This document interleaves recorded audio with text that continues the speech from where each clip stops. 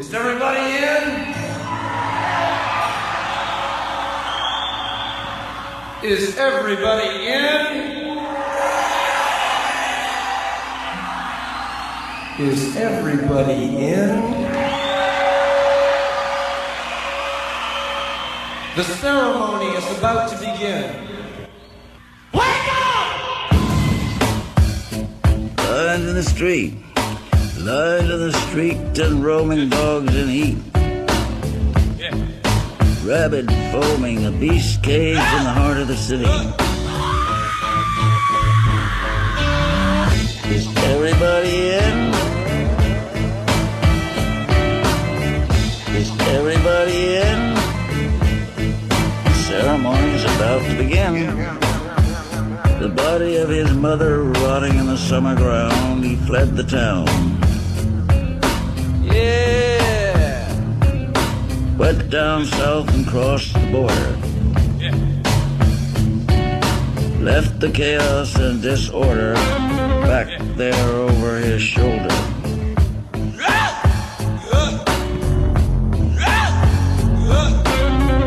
Is everybody in? Everybody in? The ceremony's about to begin. One morning he awoke in a green hotel with a strange creature groaning beside him. Sweat oozed from its shiny skin. Is everybody in? The ceremony's about to begin. All I have is vague story. Jim Larson. Jim Larson had drowned in the bathtub in Paris. Seems a goddamn odd thing to happen to me. Lines in the street. Lines in the street and roaming dogs in heat. Rabid foaming, a beast caged in the heart of the city. Is everybody in? Is everybody in? Is everybody in? Is everybody in? Is everybody in? Jim Larson, a beneficent influence of Rambo. Jim Larson, a beneficent influence of Rambo. Is everybody in? Is everybody in? Is everybody in? Okay, let's get down to it, boppers.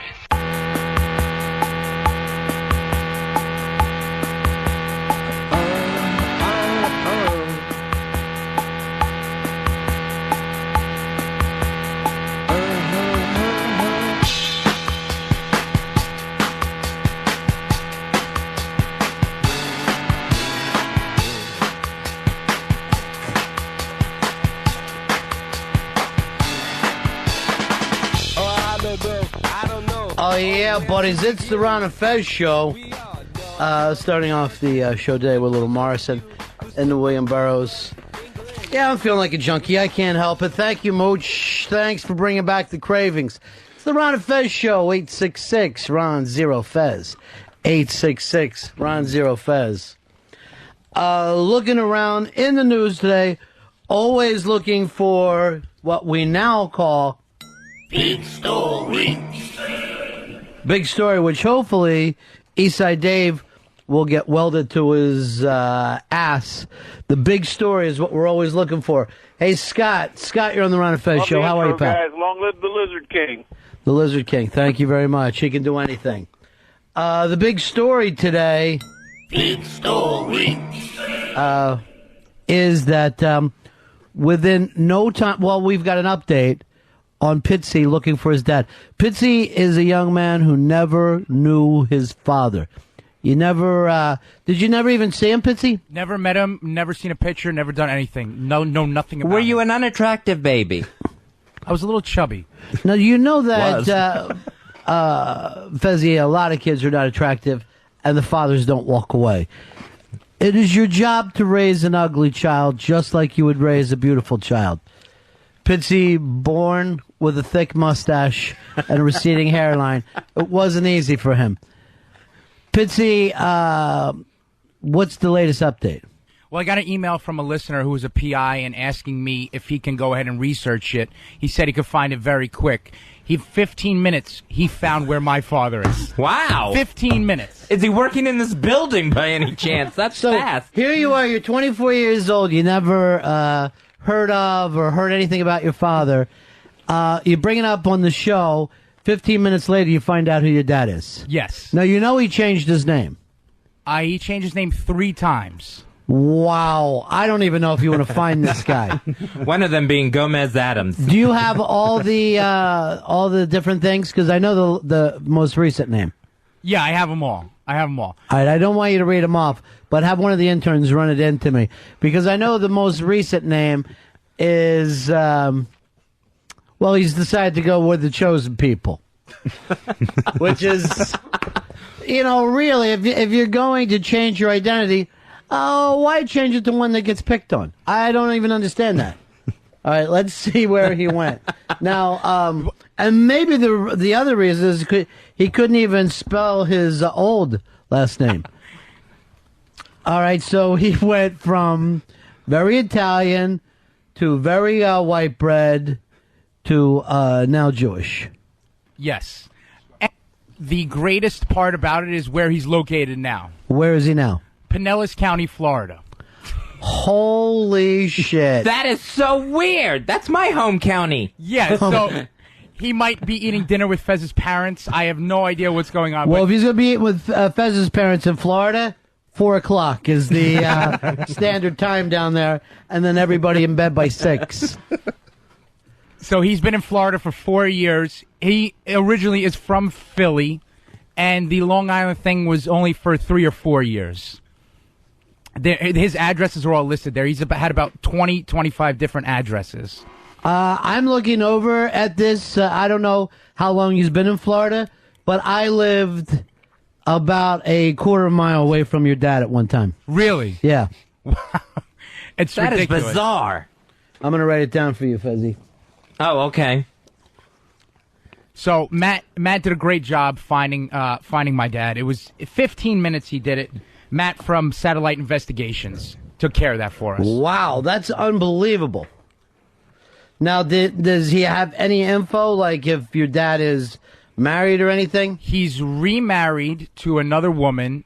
He doesn't know about children, but they own a home at that location in Florida, which I guess is pretty close to where you were. And he's found a couple numbers on him, too. Now, here's the deal, Pitzy, because I would say call him on the air, but maybe this guy doesn't want to be found. Wow, another place, when he lived in Philly, Yeah. he was there not far from a friend of mine's house. So maybe you guys ran the same circle. Maybe I'm your dad. And This is weird. This is some kind of a Tyler Durden thing. It's like he left his baby with us. This is the weirdest thing. I'm looking over stuff of where he works. Uh-huh. He is a producer Okay. for a radio show, sports radio. He's Ron Diaz's producer, No way. my old partner. Yeah. That's weird. That is insane. Oh, you're insane to fall for such a thing. What is wrong with you? What is wrong with you? Here's Brad. Brad, you're on Ron and Fez. How you doing, buddy? Yeah. Is Largo Pinellas County? Yes, it is. I'm down in Largo for some work, and if Pitzy wants me to, I could check out his place to make sure he's not some scrub on the street. Well, it might be a good idea just to go over there, yell Don Cheech says hello, and put one between his eyes. What are you going to do about this now, Pitzy? You got to be feeling anxious. I am anxious, but I haven't decided if... I mean, I wanted to call, but who knows now after all this... He's got all these aliases and stuff, so I don't know what's going on. I don't know. I mean, there's 2 reasons to change your name. Show business, which I don't see him as part of. And everything else is bad. Every other reason is a bad one. And there was also some other things that were found, some personal stuff some legal issues that we found out as well. But he told me not to bring those up. All right, why don't you write them down on the paper just for me? Because I'm very curious. This is very exciting. Is it? I don't know. It's Pandora's box as far as I'm concerned. Pizzatola's box. Well, let's not give out any last names at all now, Fezzy. Not even slightly. I don't know if this is even somebody you want. Oh, very quick. Thank you, Nico. Oh, jeez. So I'm kind of thinking he's a gypsy because of those kind of things where... Yeah. Moving from town to town, stuff like that. Maybe, maybe this has all been a good thing. But the other deal is you may have brothers and sisters. It looks like I might have a huge family at this rate because, where he's been, I could have people all over the place. That would be so nice if you had a balding sister. It would be the funniest thing in the world if you if you have a bigger family than Earl now. I don't know how that's possible because they were pumping kids out long before he was born, but... What does that mean? I think it means long before they were married. They got married young. They had lots of children. Whores. Ain't whores. Whatever, it doesn't matter. Been That's your married 50 family. years, 8 kids, 17 grandchildren. Big deal. It's a big family. deal. Old horse. Big deal. Here's Frank. Frank, you're Ron and Fez. Yeah, Ronnie, I want to ask Pitz, what does his mother feel about this?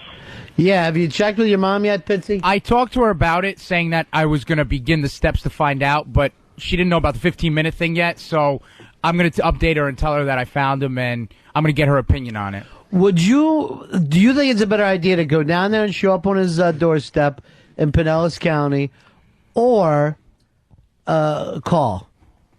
What would you do, Fezzy? I would call. Really? Yeah, I would call him. Not me. What about you, Dave? I gotta see him man to man. Yeah, man to man is my angle too. Doorstep And his just ass. show up at dinner time. Yeah. And Pitzy's probably bigger than him now anyway. Sure he is. I would have to do face to face. Face to face? Yeah. Like the who? Earl would also do ass to ass with his father. Oh, so true. It's so true. What the hell? Just work on me, Dave. I love my father. I love the man to That's death. one thing he doesn't play games about. His old dad. Big Earl. Love his cock. Maybe. Scott, you're on Ron and Fez. Hey, guys. Hey, I just came up with something interesting. What if, maybe we should see if Pitzy's dad is actually an XM subscriber. If we do, Pitzy will turn off his radio right now. Maybe that's the reason for the different names, to get those trial subscriptions. Jeff, you're on Ron and Fez. Yeah, Ronnie, I'm losing a little faith in you. What the fuck is Earl doing there? He's supposed to be hanging in a cage somewhere. Well, here's the deal. We drove Earl out of the studio because did you attack a woman this I did week? not attack a woman. And what's this cage stuff? I mean, you put me in a cage. What am I, an animal? Yes, You're not you an are. animal. You're not an animal. But the young girl can't or won't show up, and I believe the reason is because Sheepy is going to be here. Another stalker. Yeah. Yeah. Dave, thank you for showing up today. What? 8 seconds before the show started? I had a doctor's appointment. What is it this time? You see the fucking doctor more than anybody I know. my I baby. know dead people don't see the doctor as much as you do. It's for my child. Is everything okay? Yeah. What, I got to worry now? My mom listens to the show. I'll tell you in break. I'll write it down. Write it down, give it to Nico. He'll run it over here. Don't make me nervous. He runs really fast. Hey, Dan, you're on Ron and Fez. Let me try again. I got a scruffy face on the phone. He thinks it's funny to go to these calls at the same time as me. Teach him how to take his thumb off of it. Teach him how to take his thumb off of it. He's going crazy over there. I had the same thing. Okay. Good. Look at me. Look at how you Rocking turned it out. Yeah. The doctor wasn't the most soothing of people. She was like, I'm concerned and all this. Yeah, well, you always got to be concerned about that. I don't like when they use the word concern. Just lie to me and say, hey, come on back in a week. Right. Here's Drew. Drew, you're on Ron and Fez. Hey, what's up, buddies? Yeah. Hey, you know what I would like is a good day. That's what I would like one day in my life. Just a good day. On Lost, maybe this guy just wants Pitzy's kidney. Yeah, you don't want a John Locke situation. Don't be an idiot, John Locke. Constantly going back to that moron. Well, Brian K. Vaughan's coming in. Maybe my life is the inspiration for Lost. I don't know, kid. It's to me, it's what you're going through, and no offense, Earl, white people don't normally have to deal with. It is interesting though. I want to know what the real reason is, why he has all these names, what's all the moving about, Yeah. It's not even about me anymore, it's about him. I want to find out everything about him now. I understand. I completely understand. Here's Dan. Dan, you're on Ron and Fez. Hey, Pitzy, I'm in Clearwater, which is in Pinellas County. I'm offering you a place to stay with me if you want to come down here and look for your dad. You know what? Let's see if we can't put him in a little better town than Clearwater, if you don't mind. I mean, I'm going to keep you on the list, but at the bottom. Although they are Mets fans. Well, Clearwater is Phillies town. Oh, it is? Yeah. The Mets are over at Port St. Louis. Right. You know anything about baseball? They used to. I thought at one point Never. they had Clearwater. They were in St. Pete at one point. I know. No, you don't. You just yelled out Clearwater, which has been the home of the Phillies forever. God, I would like to have one sports fan on this show. You know what? I like a man. I just like a man to come in here one day. Fezzi's laughing. Like, you got them. Wait a minute. Here's Russ. Russ, you're on Ron and Fez. Hey, buddies. Hey, I just had an idea. Pitzy and Toothpick Vic better take a DNA test. They may be half brother and sister. I didn't think of that. Well, that'll seal the engagement. Toothpick Vic. Might be his kid, too. I don't know. No, I know Italians will marry their first cousins. Yeah, they will. And that's even another guy. Two guys will get married. That's how they are. It's a strange, strange day today. It is an odd, odd day. Here is Patrick. You're on Ron and Fez. Hey, guys. Yeah. Pitzy said he's the inspiration for Lost. Well, that's impossible because he's never left Long Island, the maroon. That's true. Long Island's a great place. There's no reason to attack it. That's the island he can't get off of. Better than Queens. He won't get off of.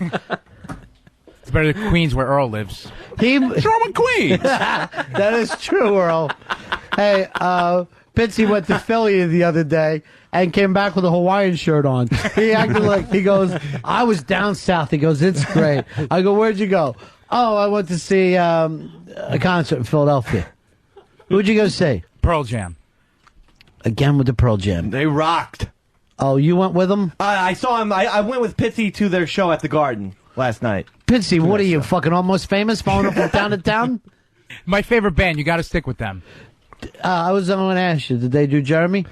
No, they didn't.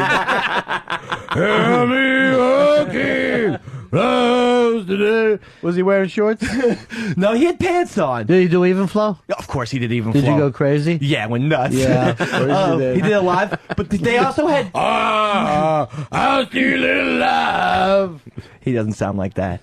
That's more of a Cookie Monster. Alive sounds just like Even Flow. He's got a wonderful voice. He had 3 background singers for a few songs, which was... how Vegas. That was a slight criticism I had as well, and I'm a huge Pearl Jam The fan. Veterettes. That was a little gay for Pearl Jam. It was like GNR 93. Were they wearing loose shorts still? Ace Frehley was there last night, too. He played 2 songs with them, so he's bringing out everybody. And CJ Ramone. Yeah, CJ Ramone played Ramone song. What is with him? It's like the Rolling I've got to Stones- be in every band? Yeah. It's like a weird Rolling Stones rock and roll circus, you know? Is it? Or He's is it just we don't ever want to get off the stage? How long did they do? 3 hours. Oh, suffering. 4 encores. Would you be able to sit through it, Earl? Hell no. Oh. That's Pitzy's favorite band. 3 hours of that mumbling prick? No way. I'm sorry it's not Soldier Boy, Earl. Your fucking favorite act. Not Soldier Boy. I'm not into hip hop. I'm a rock guy, but I like good rock bands. Nice. I love Caucasian music. By the way, did you see Obama did the thing with Rolling Stone? and his iPod sounds like Earl's. It's like, well, I like Springsteen, Dylan, Stones, and then he was like Miles, Coltrane, Bird, and then Jay-Z. Give me a Jay-Z. Everybody feels like if you're older, you throw in a Jay-Z, and they think it gives you some kind of credibility. It's a solid iPod list. It's the same exact one you have. It's like Muni put together his iPod list.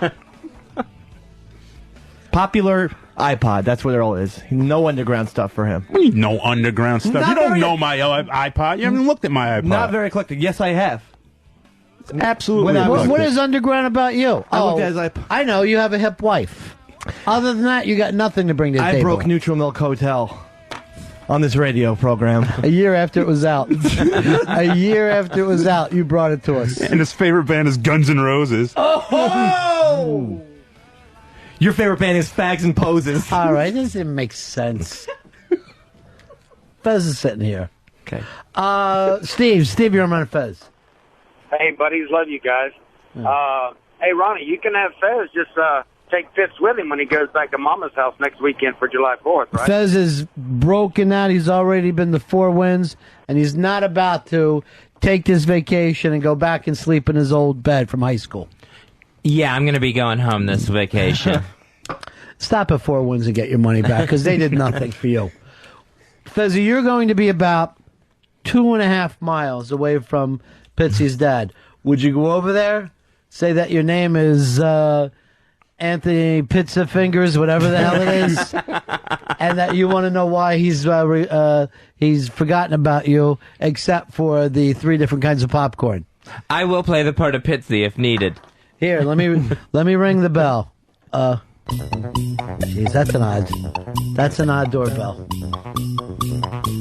Hello, Father. Pitzy, why wouldn't you at least keep those letters that he sent you when you were a kid? I was angry back then. I didn't because I just thought he left because he hated me, which he probably did, but I didn't want to have anything to do with him at all. Let's do this. Do you want to see him? Yes.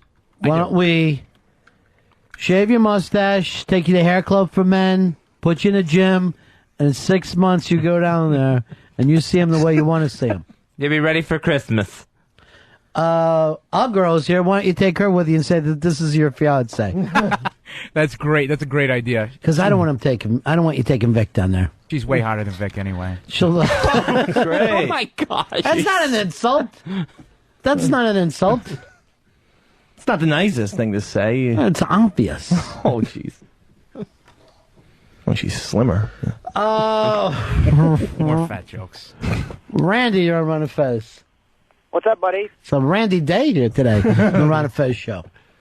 Hey, Ronnie, if you can get Pitzy to shave that mustache off his face, he can come stay at my place in Dunedin. Where are you, Dunedin? Yeah. That's a little further north, but you're not that far from Countryside Mall, which could be nice. There you go. Dunedin, Florida. You familiar with the town, Fez? Yeah, no Dunedin. It got its name from Tarpon Springs, where people would be. There used to be a great takeout place there, and you used to drive all the way up from Clearwater to Tarpon Springs for this Greek food, and then they only had takeout, and you would be eating it on the way home, and by the time you were done eating, that was exactly where you were. So they called that town Dunedin. Wow. No, it's a stupid fucking story I made up just now. Damn it. Does nobody on this show know how to arch an eyebrow when I go into one of these stories? I was always very gullible. Sean, you're on Ron and Fez. Hey, how's it going, guys? Yeah. Pitzy, don't get your hopes up, man. Keep an open mind. My wife was looking for her dad for years. Found out he's on death row in Idaho. Could be worse. He could have been running Death Row Records.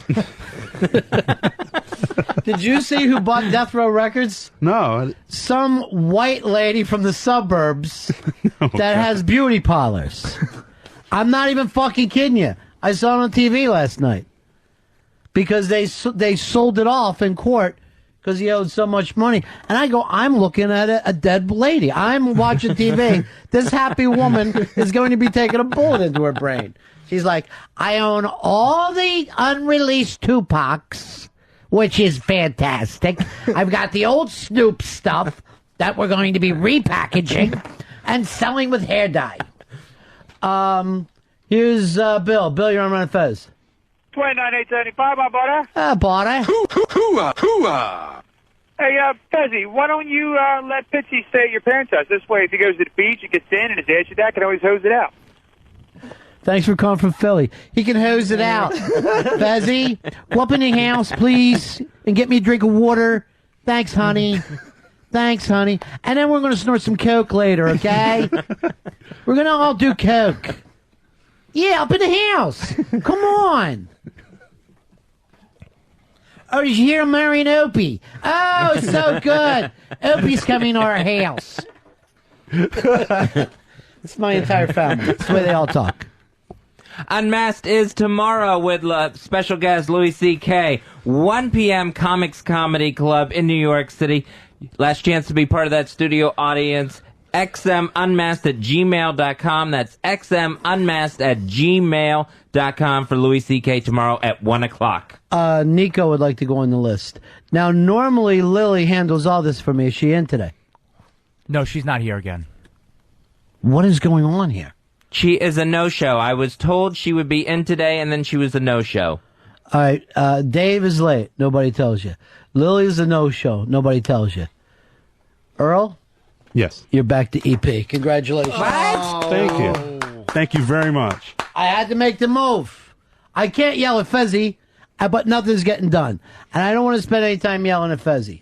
Thank you. I appreciate that part. The guys don't respect you. They don't let you know what you're up to. And when this kid didn't let you know, and then when you ask him, where you been? He goes, they didn't call you?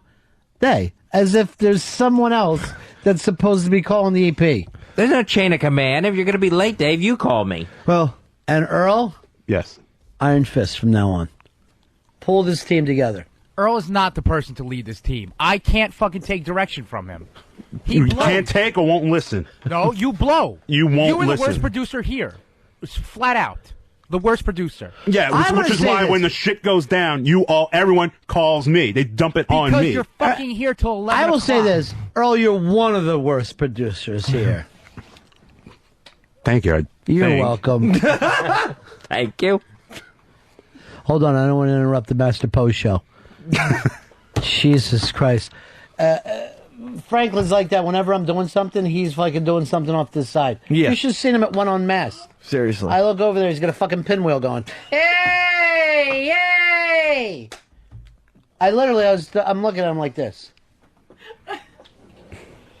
Franklin, I don't want to see you at Louis C.K. tomorrow. Yes. And then by the way, did you see Whackbag? There's a nice thread on there. Does Franklin have to be in every day? I saw that. Yeah. Very insightful. It's a smart thread. Whackbag really turned the corner for me. You're starting to become big fans of that? Big time fan. Proudest tattoo. Whackbag.com. Let me see that tattoo. I haven't seen it. Okay, Mr. B. There you go. That's Wow. your turning on Franklin. Good. When he's done nothing but love you. Good shot right between the whack and the bag. Who said that? The former EP? Current. This is very weird to fire you, Fez. Yes, it feels weird. Well, it's just that I don't want to blame you for things, and I feel like Earl's going to be ready this time. Dave, can you follow him? Pitzy says he can't. No, Earl is horrible. Yes, so? He is not a good producer. No, I can't obey Earl's Is he a orders. bad producer or simply a bad person? I'm going to say But both you guys get this from not listening to Fez. None of you guys got behind Fez. And they didn't listen to me the first go around either. So Maybe they will now. They will now. Yeah. Absolutely. Abso-freaking-lutely. There will be a fucking mutiny here if Earl takes over. I'm telling you. How's that any different from every other day? Do you have to be on a boat for it to be a mutiny? Do you want to go out on a boat so we can have the mutiny there? No, I was just wondering. Where else are the people going to mutiny? But I mean, could you have a mutiny in the army? No. Then you fucking overthrow a government. Oh. The only two places you can have it is a boat and paper towels. It's got to be a mutiny on the bounty. Here's it's Dano. Hey, Dano, how are you, pal? Hey, guys. Yeah. Hey, Earl, I want to congratulate you on getting your job back, and $5 says you get sacked in a week. That's $5 you're going to lose. Take that bet. That's $5 you're going to lose. Caller's totally right. He has no work ethic. No, that's true, even but if he's here till midnight, he's watching the game for 3 hours. I talked to Wiggy about Earl before. He's impossible to fire. So, unless we replace him with Franklin, we are going to have Earl for a long, long time. Yeah, we got a force field around him. Ron, he is awful. I am fucking 10 times the producer Earl is. I want to be considered for it. No one's going to listen to Earl. Nobody. Would you? Who would rather Pitzy become an executive producer? I would. Yeah, because you guys are freaking drinking buddies, and he'll let you get away with shit. True. That is true. You're going to rob us blind. I would play it honest. Fez, who do you want to be executive producer? I guess, me. Really? Yes. You still want it? Yes. After you came in so far under 500? There was a couple of snafus today, some miscommunications. You can't say that things changed between you and Earl. When you were the producer, everything got done the same way. We all yell at Earl. We might as well yell at Earl because he's responsible. He's not responsible. What do you mean I'm not responsible? I take responsibility for everything. Just because you have a clipboard doesn't mean you're responsible. He's always willing to apologize. I'm ready. That's because he has more fuck-ups than anyone else. No, Dave, you're the one who hides from most responsibility ever. You don't even take care of your own goddamn bullshit. Ladies, please. Ladies. I don't want this like Mike and the Mad Dog. I want everybody to get along. It's impossible. I know it's impossible because we work in a small room. Here's the thing. That's what it is. This is submarine conditions. That's why we have mutinies in radio. It could be a mutiny then if it's a submarine. It's very difficult for people to get along when they have to be for a long time. Yeah. The whole partnership thing, it doesn't work. McCartney and Lennon hated each other. Now, you couldn't be more successful than those two. Despised each other. Right. I don't even think Lewis and Clark got along. I think Lewis was always saying this. Isn't Clark the biggest fucking asshole?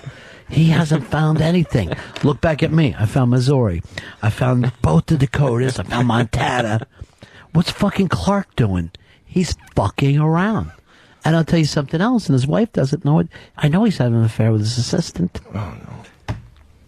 Now, if he doesn't start finding some fucking shit, a couple of states, something, I'm out of here. I think he's banging that little Indian girl. She's like 12. Sacagawea? Who was that? The former EP? Did the former EP just get heard? That was me. Is this the first time you've ever been fired from anything? Yeah. Yeah, fired. I don't like the sound of it. It's better for you, though. Now we can get back to blaming everything on Earl. Earl, congratulations. Thank you. We're going out to Florio's after the show today, and you're picking up the tab. What? Oh, yes. I heard Then I Earl am in favor. singing a song last night, and it was just like, I'm lazy, lazy for working. Ron and Fez don't know I'm stealing. That's right, Dave. Make it up as you go along. I'm lazy. Hey, Dave, it's hard to improv, isn't it? I mean, even when you get an idea, it's really hard to flesh that out and turn it into a bit. I had the I'm lazy part. Yeah, you took, well, sure, you had a parody song that's 40-some years old. Anyone under, let's say, 30 is fucking just staring at their, going, what is this? Is he making up a song from scratch? All right, Beyonce. You're doing fucking Patsy Cline stuff. I'll do Beyonce. I'm Earl Douglas, lazy love. Lazy love. I don't know. You don't know the song, do you? Yeah, I don't know the song. Where is it, Earl? Give it to us. How's that Beyonce doing? She's still with Jay-Z? Yeah, looking great. What's wrong with him? You think he could have a fucking different chick every day? They won't admit they're married, though. What do you mean they won't admit they're married? They're married? Yeah, they're married, but they won't say they are. Maybe they're not, then. Does anyone say that they are? Oh, everyone. Who?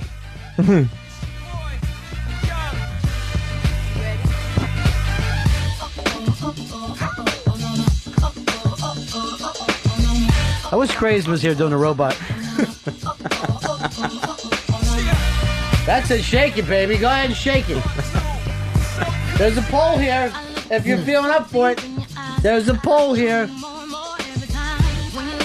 What are you gonna do? Turn on the Pal Talk camera to get you jumping up there? I turn this off, Earl. It drives me nuts. Jesus Christ. What is she talking about anyway? So this thing, you say everybody. Who is everybody? Like gossip magazines. You read them? I check them out from time to time. This was just in What's Parade it- magazine this past Sunday. Parade magazine? What year is this? 38? What, are you still getting the Sunday paper? Yeah, I get a Sunday paper. I can't stand the papers anymore. I just got a fucking, I don't have a mouse. I try to read a paper with a fucking mouse. It's too much. Here's TJ. You're on Fez. Hey, how you doing? Earl, congratulations for being executive producer. And do what the Miz did to Willie Randolph. If Pitzy, the racist Italian, don't like it, ship his ass on out there. And the shit eater, too. That's true. All right, good move, TJ. Earl, you have all the fucking power now. Full autonomy? Yeah, sure. Full autonomy. Autonomy? Yeah. Is it Irish autonomy? Now, I don't know whether that's fucking, It's when you're in charge of O-Town. really having power, being in charge of Pitzy and Dave, but you are. Yeah, and again, the whip will be cracked. The whip will come down. If things go wrong, we've heard this before. That is Look true. what happened. Yeah, you heard it from Fez. And Earl before him. I'd like to whip you, Earl. I'm right here, Dave. Take your shot. Oh. Where's my whip? You got a little scared then. I saw you turn red. I'm not scared of that guy. I'm not moving. I'm not going anywhere. Here's Amanda. Amanda, you're on Fez. Hi, Fezzy. I've got a question for you. Will you be my daddy? Smart move picking a father that can't molest you. So many other little girls are thinking the same thing. That's all right. I just need a man to love me. Fezzy, this is it for you. Yesterday you had Coco in a towel. Today you have Amanda doing baby talk. Yeah, Amanda wants me to be your dad, though. Daddy, not dad. Oh. Yeah. He really doesn't get the interaction, does he? Daddy. Sex. He doesn't get it. Here's Kirk. Kirk, you're on Fez. Hey, guys. Yeah. I just wanted to say that if Earl's put in as EP, I'm quitting as a listener. Earl, I'm fucking bleeding listeners over here. You've got to put a bandage over this thing. I'm losing listeners. Kirk? There's a mutiny. There's a dry fucking mutiny going on.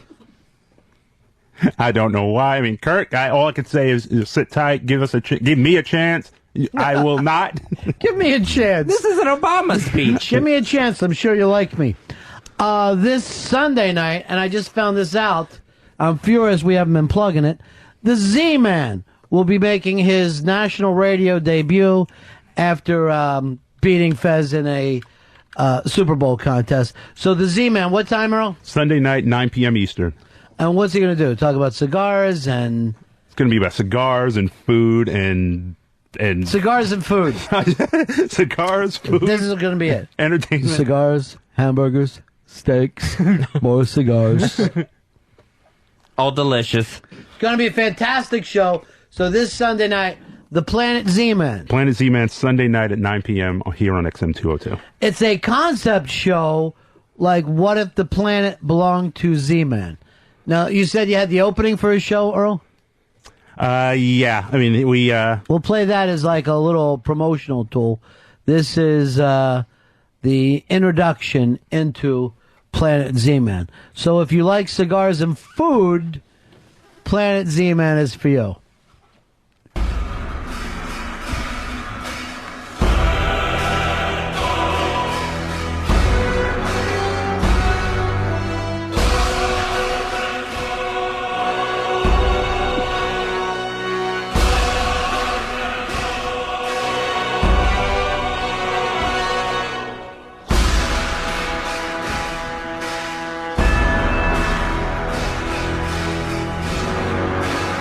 Earl, this can't be the introduction. In a time long ago and a land far away, this was a man's world, and we were the undisputed kings of the castle. But the politically correct zealots of society have jammed their personal agendas down our collective throats, relegating real men to back-alley-dwelling, third-class citizens. But heed this, good people. An uprising is taking place, where the man's man is alive once again. Led by a cigar-sucking Polish warrior from the bowels of New Jersey, the rebellion has begun. And you, my good man, have landed on Planet Z-Man! There it is, the Planet Z-Man show, coming this Sunday night. Did that get you pumped up? Were you loving it? Goosebumps. This sounds good.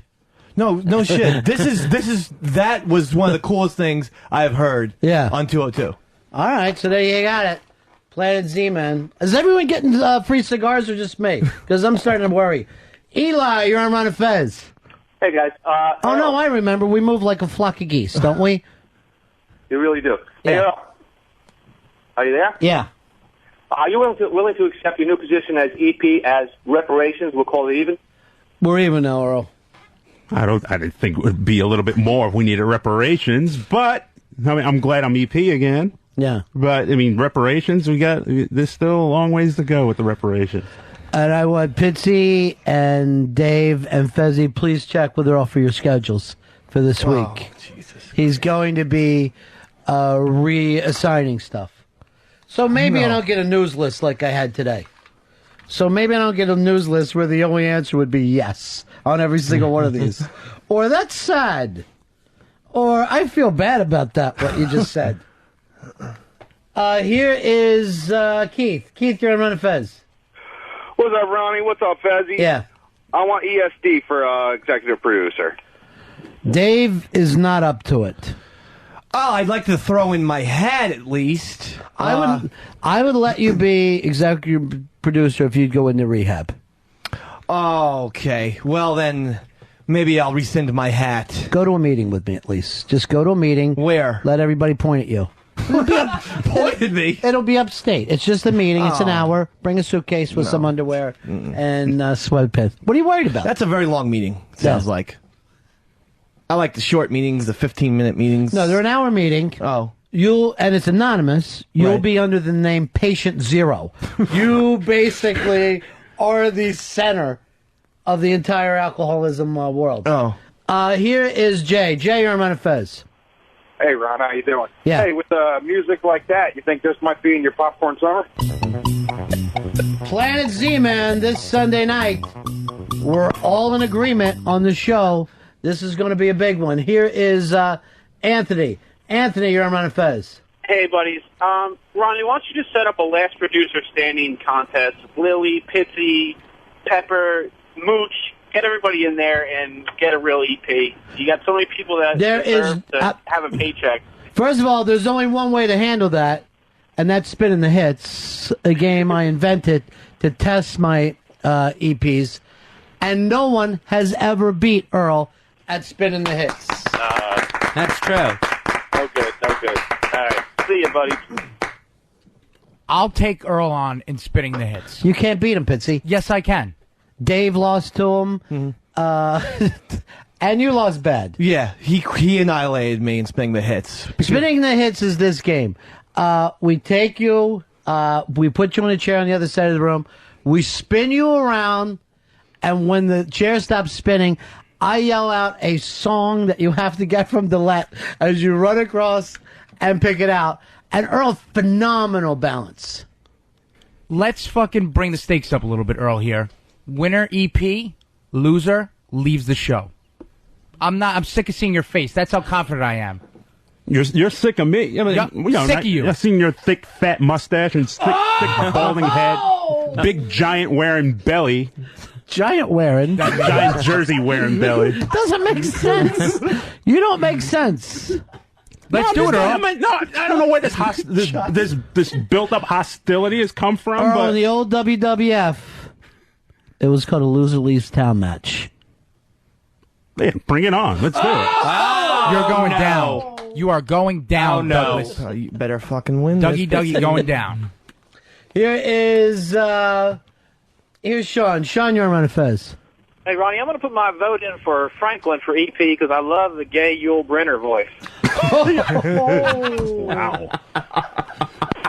Yes, Ron. First of all, isn't fucking gay Yul Brynner redundant? Was he ever straight? I don't think so. Thank you. We're all in agreement. Here is Matt. Matt, you're on Ron and Fez. Hey, Ronnie. Hey, Fez. Yeah. Hey, with all the whipping that Earl said he's going to do to Dave and Pitzy, is it okay if we start calling him Cracker Earl? No, I'm not going to be cracking, like, literally. You said you cracked a whip, and that's where the name Cracker came from. Well, that I didn't know, but... Yeah. Just What about I call you House Earl, and you're always there for me, almost as a friend. I am not the house that. I can't even conjure up the thought. And yet, you live it. He's a little dizzy from all the Giants he's wearing. That's why he's a little confused right now. I don't get that. He said he wears Giants.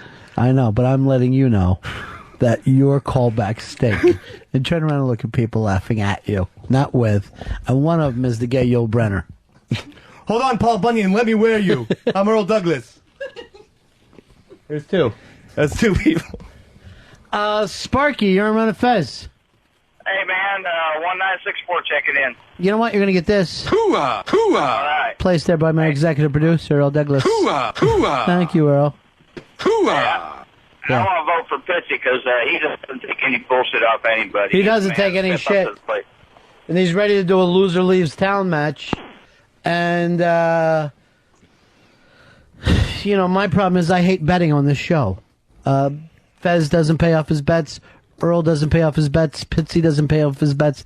Dave doesn't pay off his bets. What? And then I have to read online, why does Ronnie B hate us and let them get away with this? I have Ichiban on my ass. Well, you didn't. Then you're not going home for 30 days. Because you still owe that from last summer. Remember that 30 days in the hole? It was 30. I thought it was 8, and if she had gotten knocked up at the time. So yeah. Well, you're worried she was going to have a baby. You had 9 months to spare. There's one reason. There's one thing to get you out of trouble in the world. What's that? Right there. That's the only thing. You don't know how many rescues. Here is Nick. Nick, you're on Ron and Fez. Hey, guys. I just wanted to vote for Ronnie B to be executive producer. I think Ronnie B cracked the whip. Hold on, my friend. As a very young man, I set up something for myself. I said I never want to work for a living. And I never have to this day. I come in, I hang out, and I leave. That's all I want to do. Someone else has to be able to do the work. I thought that person was Fez Whatley. Now I know that person is Earl Douglas. Thank you, Ronnie. I'm getting the job done. It will get done. You'll be sitting on your ass at home Monday, Earl, because you will be unemployed. Yes! You will be a house something. You will be at home. You're going to be watching lots of Mike and the Mad Dog because you're going to be having on your the radio. fat Long Island. Yeah, you'll be watching it on Yes. You'll have your fat Long Island ass watching TV. You say that as if you don't watch the show every day too. Why does everybody get fucking gang up on Earl? How come no one's ever on Earl's side? He deserves came up with some great ideas there. Some great put-down lines he had for himself. He's doing well. Here is Chris. Chris, you're on Ron and Fez. Hello, boys. Yeah. Earl, I got a question for you.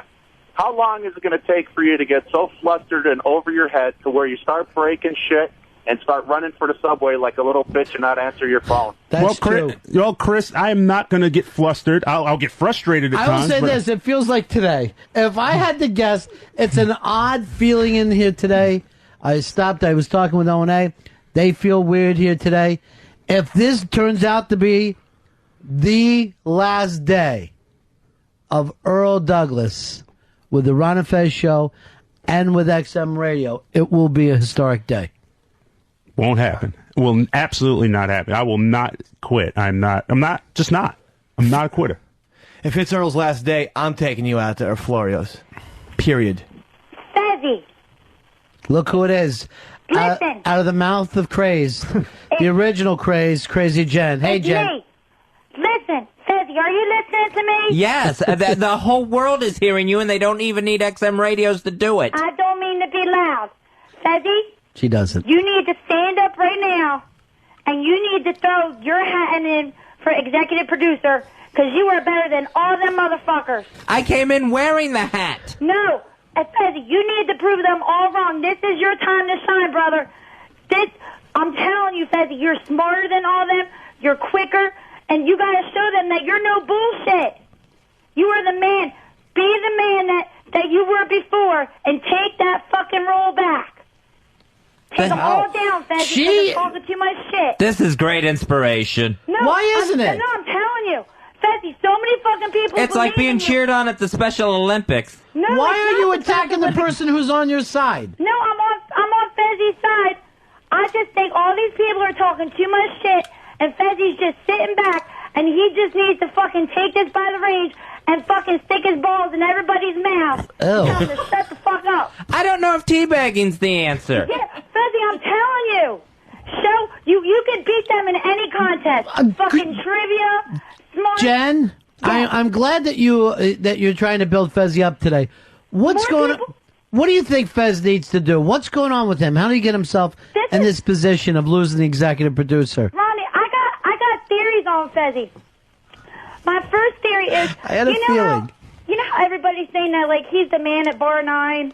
Yeah. Well, I think because Fezzy's in Bar 9, and, like, he's in his element, Mhm. he's not intimidated by anybody. Yeah, West Side Bars. No, for whatever reason, Fezzy, I think you get intimidated by either, I don't know, that guy Franklin or Dave or Earl or That's somebody, true. and they keep shutting you down. And I think you're fucking too good for that. And I think that all them people in Bar 9, like, you're fucking still entertaining them even when you're off the radio, like when you're on the radio and you don't see them in person. I think and let me tell you, Fezzy, I'm going to solve all your psychological problems right now with this fucking book I just read. Are you ready? All right, someone read a book. I'm ready. This is why Eat the green eggs and ham. That's the key. Why aren't you? You will finally have someone backing you up, and this is the person you turn. Yet people like Dave and Earl and Pitzy yell at you, and Franklin, and you give in to them. Yeah, it's bullshit, Fezzy. You're only mean to the people who like you. Yeah, no, Fezzy. You remember Al Dukes? Right. Wonder Boy? Yes. Elvis? God, we've been through them. You gave it all to them. You put them all online. Fezzy, people used to be in fucking fear and crying when you walked in the room and shit was fucked up. And then, like, even though I know... What did you read about Fez in your book? What did you read about? Oh, this book. All right. Fezzy, you know when you were in Florida and everything, right? Even, like, growing up as a little kid? Yes. Did you spend a lot of time outside? No, not much. Well, like, you played baseball and got, like, beat up and stuff, right? No, I'm saying No. it comes to a point. You spend time on the beach and stuff, right? No, we went only a couple of times, and I got my ass hosed out. But you were outside. You were never outside playing. Your mom. He never watched took a you lot of outside TV. playing. Huh? He watched a lot of TV. Is that in that book of yours? No, it's not, because I don't believe that. I think Fezzy, being in Florida, being in the open air and the sand and the sunshine, helped his creativity. And now, and I think he socialized with more people. I think, Fezzy, now that you lock yourself in your apartment and you don't socialize and you're not outside, it's inhibiting your creativity, and that's why you're so sad all the time. Now, Fez. So I need a tan. No, I you can don't see need a Jen on Pal Talk, and you can't see the floor because of the amount of dogs that are in that house. Oh, that is sick. That is gross. And do me, That's me. Look at my Oh, God, she's doing the big ass dance. Which one is Jen, by the way? Oh, she's just doing the big ass dance. That's me. Look, Yeah. I could do a pole. Oh, God. Panties now. She's doing a pole dance. What were you doing, showing off panties? Oh, God. You know what? This reminds me of when I was younger. Me and my friends on the corner got in trouble for having the retarded girl lift her skirt. And they came out, and they were going like, the parents were going like this. What is wrong with you? What is wrong with you? We were like, we wanted to see some underwear. We're fucking 9. They were the loose girls in my neighborhood. they're They like, weren't she's so retarded. She's like, yeah, I know, they always are. And the parents were like, she's retarded. I'm going, I'm 9. You think I'm a lot smarter than her? I am at the fucking, I'm thinking now at the level of a 9-year-old. And you're fucking judging me? This is bullshit. All right, she's doing her funny fucking dance. You see that? Yeah. I can do the truffle shuffle too. You know what? Listen, Ronnie, but Fezzy, seriously, to get back this real quick. Yes. Ronnie takes walks and stuff with his iPod and like goes and visits the city and shit like that. Right. And that's why, like, he's like. This is why happier you're and not more EP, at peace Fezzy. than you are. The dogs are climbing up. It's like Snuffy Smith. Fucking dog. Put one of the dogs on instead, please. They are. You know why I got so many dogs, Ronnie? I'm going to guess that there's no front door. No, because every time Pickles goes away, he's on business. Oh shit, here comes the dog. I get another animal. So I got 8 animals now. Hey, Jen, let's see you go over into your kitchen and break something. Oh, you want to see that? Look, there's my kitchen right there, Yeah. Ronnie. Look there's my hiney. All right, put your dress down. Oh, sorry about that. Yeah. Like it was an accident. Yeah. So, That's the coochie dance. all right, stop Ronnie, it. look, this how I was at the club. Woo woo. I was with a big Look, there's bruises on you. Go over into your kitchen and break a plate for me. You want me to break Fezzy, if I go to my kitchen right now and break a plate, a big plate, and you're going to hear a crash. Okay. You go in for the executive producer. Yes. You will? Yes, if you break a plate, I will throw my hat in. Oh, motherfucker, here I go. All right. Wait, let me get Pal Talk. Are you ready? Yes. Here I go. Wait, I got to unplug it, because Pickles... Oh, shit. Wait, no, I unplugged it for Why real. are you doing anything? I can see perfectly from there. Break All a... right, wait, I didn't mean to do that. All right, ready? Yeah, just You're break a gonna plate get on to the hear it. floor. Yeah. Can you see me? Yes. Here we go. She's gonna hit that dog. The fucking plate, bro. And those dogs that... Oh, shit, I forgot the dogs are going to get all cut up. They eat grass and shit. Go on. Read, whatever the fuck your name is. Do I need to break another plate? Yes! For executive producer. Yeah. Make me EP! We're going to do it. Yeah! Yes. Are you really going to do it? Yes! Oh, Fezzy, Fezzy, this feels like Rocky at the end when he gets in the ring and he punches the shit out of that Russian guy. Don't ruin it. I haven't seen that yet, Oh, Jen. I'm sorry about I that. just got it on my Netflix. So can you see me? Yes, stop this is doing my things. cookie dance for Fezzy. Oh. This is not Fezzy. Fezzy, you make me She's so... shaking her vagina in the fucking camera. Oh my Lord in heaven. I thought another poodle walked in. Yeah, I got a beagle. I got 5 hamsters around. Hey, Jen, could you break an egg into your hair? You want me to do Yes, that? for Fezzy. Please! Break an egg into your hair. You are inspiring Yeah. me. Stay right there. Yeah, careful walking. Can you see Look at the dogs are just staring at She's her. on Pal Talk right Yeah. now. Hold on. The You other know dogs what? are staring at her like, how did that dog learn how to use a phone? Hold on. Who let the dogs call? I don't have any eggs, but I'll eat some ketchup or some Flavor. Go on, get away from the glass. Just put ketchup in your hair. You want ketchup in my hair? Yeah. Same Okay, color. Are you ready? Yes. I'm in Pal Talk. That's like I'm famous. Yeah, it really is. You're All right. famous. Can you see me? Yes. All right, Jesus 'cause I Christ, can't see. yes. Oh, there I am again. Are you ready? See Yeah. the ketchup? Yeah. This is for you, Fezzy. This is ketchup in my hair. Thanks, Crazy Jen. You do love me. I love you, Fezzy. Now it's on her face. Ketchup in my hair and great glasses.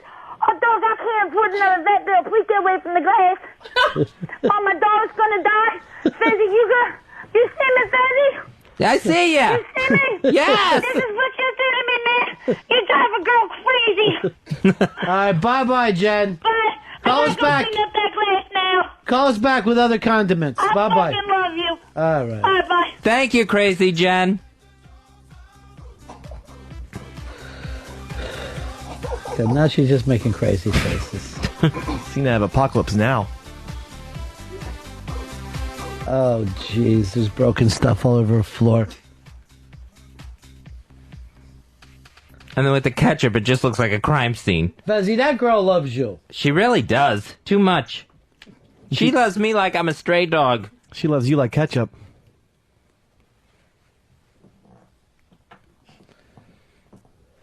Oh, And that mess God. won't get cleaned up for months. She just tried to lean over and the titties popped out.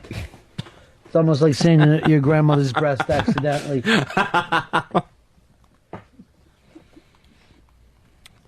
She's very inspirational. Here's Sean. Sean, you're on Ron and Fez.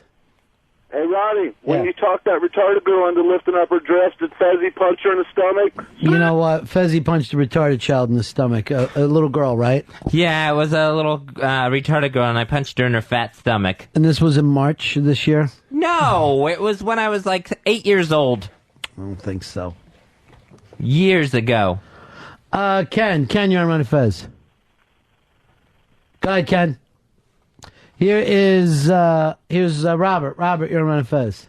Hey, buddies, I was wondering if we could make a couple calls, locate Midnight Rider, put him in for EP. We haven't seen the rider in a long, long time. Apparently, some of the people are very lazy around here.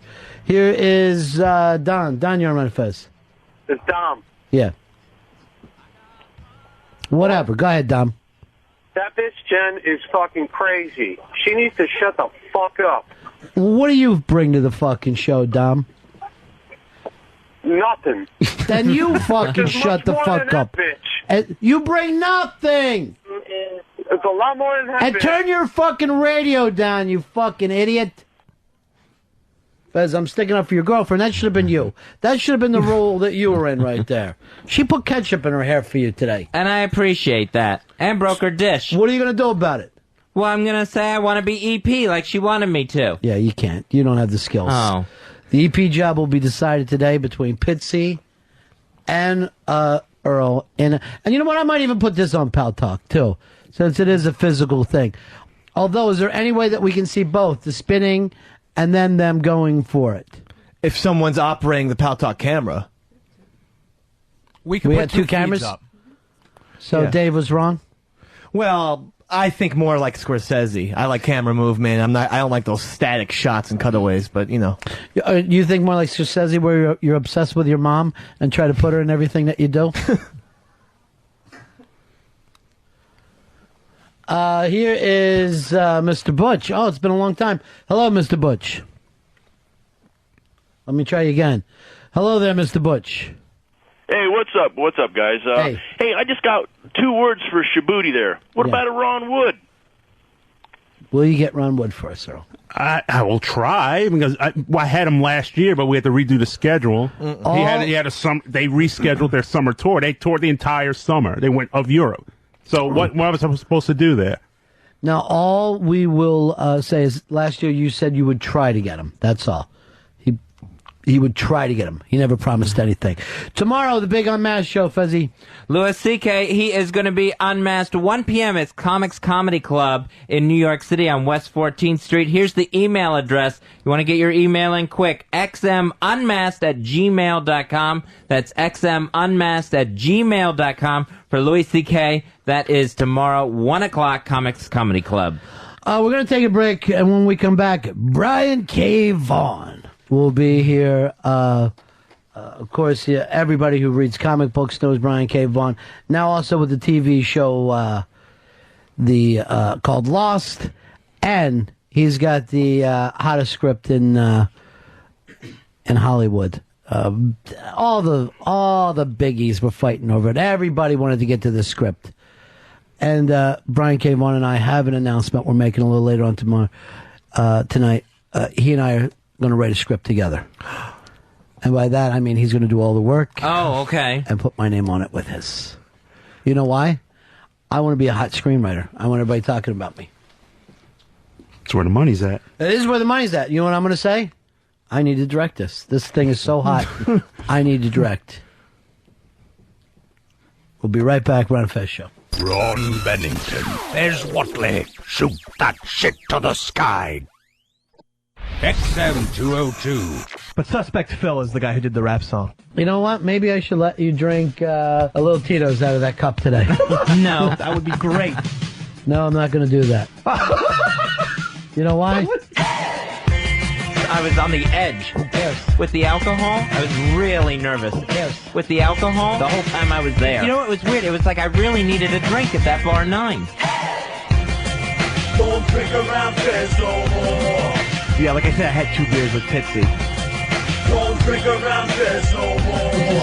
Because with my medication, I don't like to drink with it. This Tito's looking for. Like I really needed a drink. Hey! Don't drink around Fez no more. Where I cut down and Fez, you didn't hurt my feelings, and I know you hate rap, but I got less than 2 minutes, so let's get to the facts. Dave and Pitzy drink around you when you know that they shouldn't, and you let them get away with it. I wish that you wouldn't. Please calm yourself, be silent, Pitzy, relax. What the fuck kind of staff ain't got each other's backs? See, we want you around the Mr. W sound. Really? And Dave, use the pits if you don't put the drinks down. Yeah. Don't drink around Fez no more. Or that's why I'm taking on the responsibility of cutting back, like I said. Don't drink around Fez no more. I mean, like, where I cut down and I won't have 18 This Tito's looking for. That's annoying. Eastside, hey! Don't drink around Fez no more. Hey yo, this song is coming from everyone who cares about Fezzy over in the big ass room. Frenchie and Chris, Lionheart and way too hip, especially Mooch. And big ups to my man Sleeves. Be safe, Fez. Well, one time I was... There's going to be 3 more questions, and Earl's going to drop you off at a place. And I'm going to see you back here in 30 days. Enjoy. It's the Ron and Fez Show. Take your sticking paws off me, you damn dirty ape!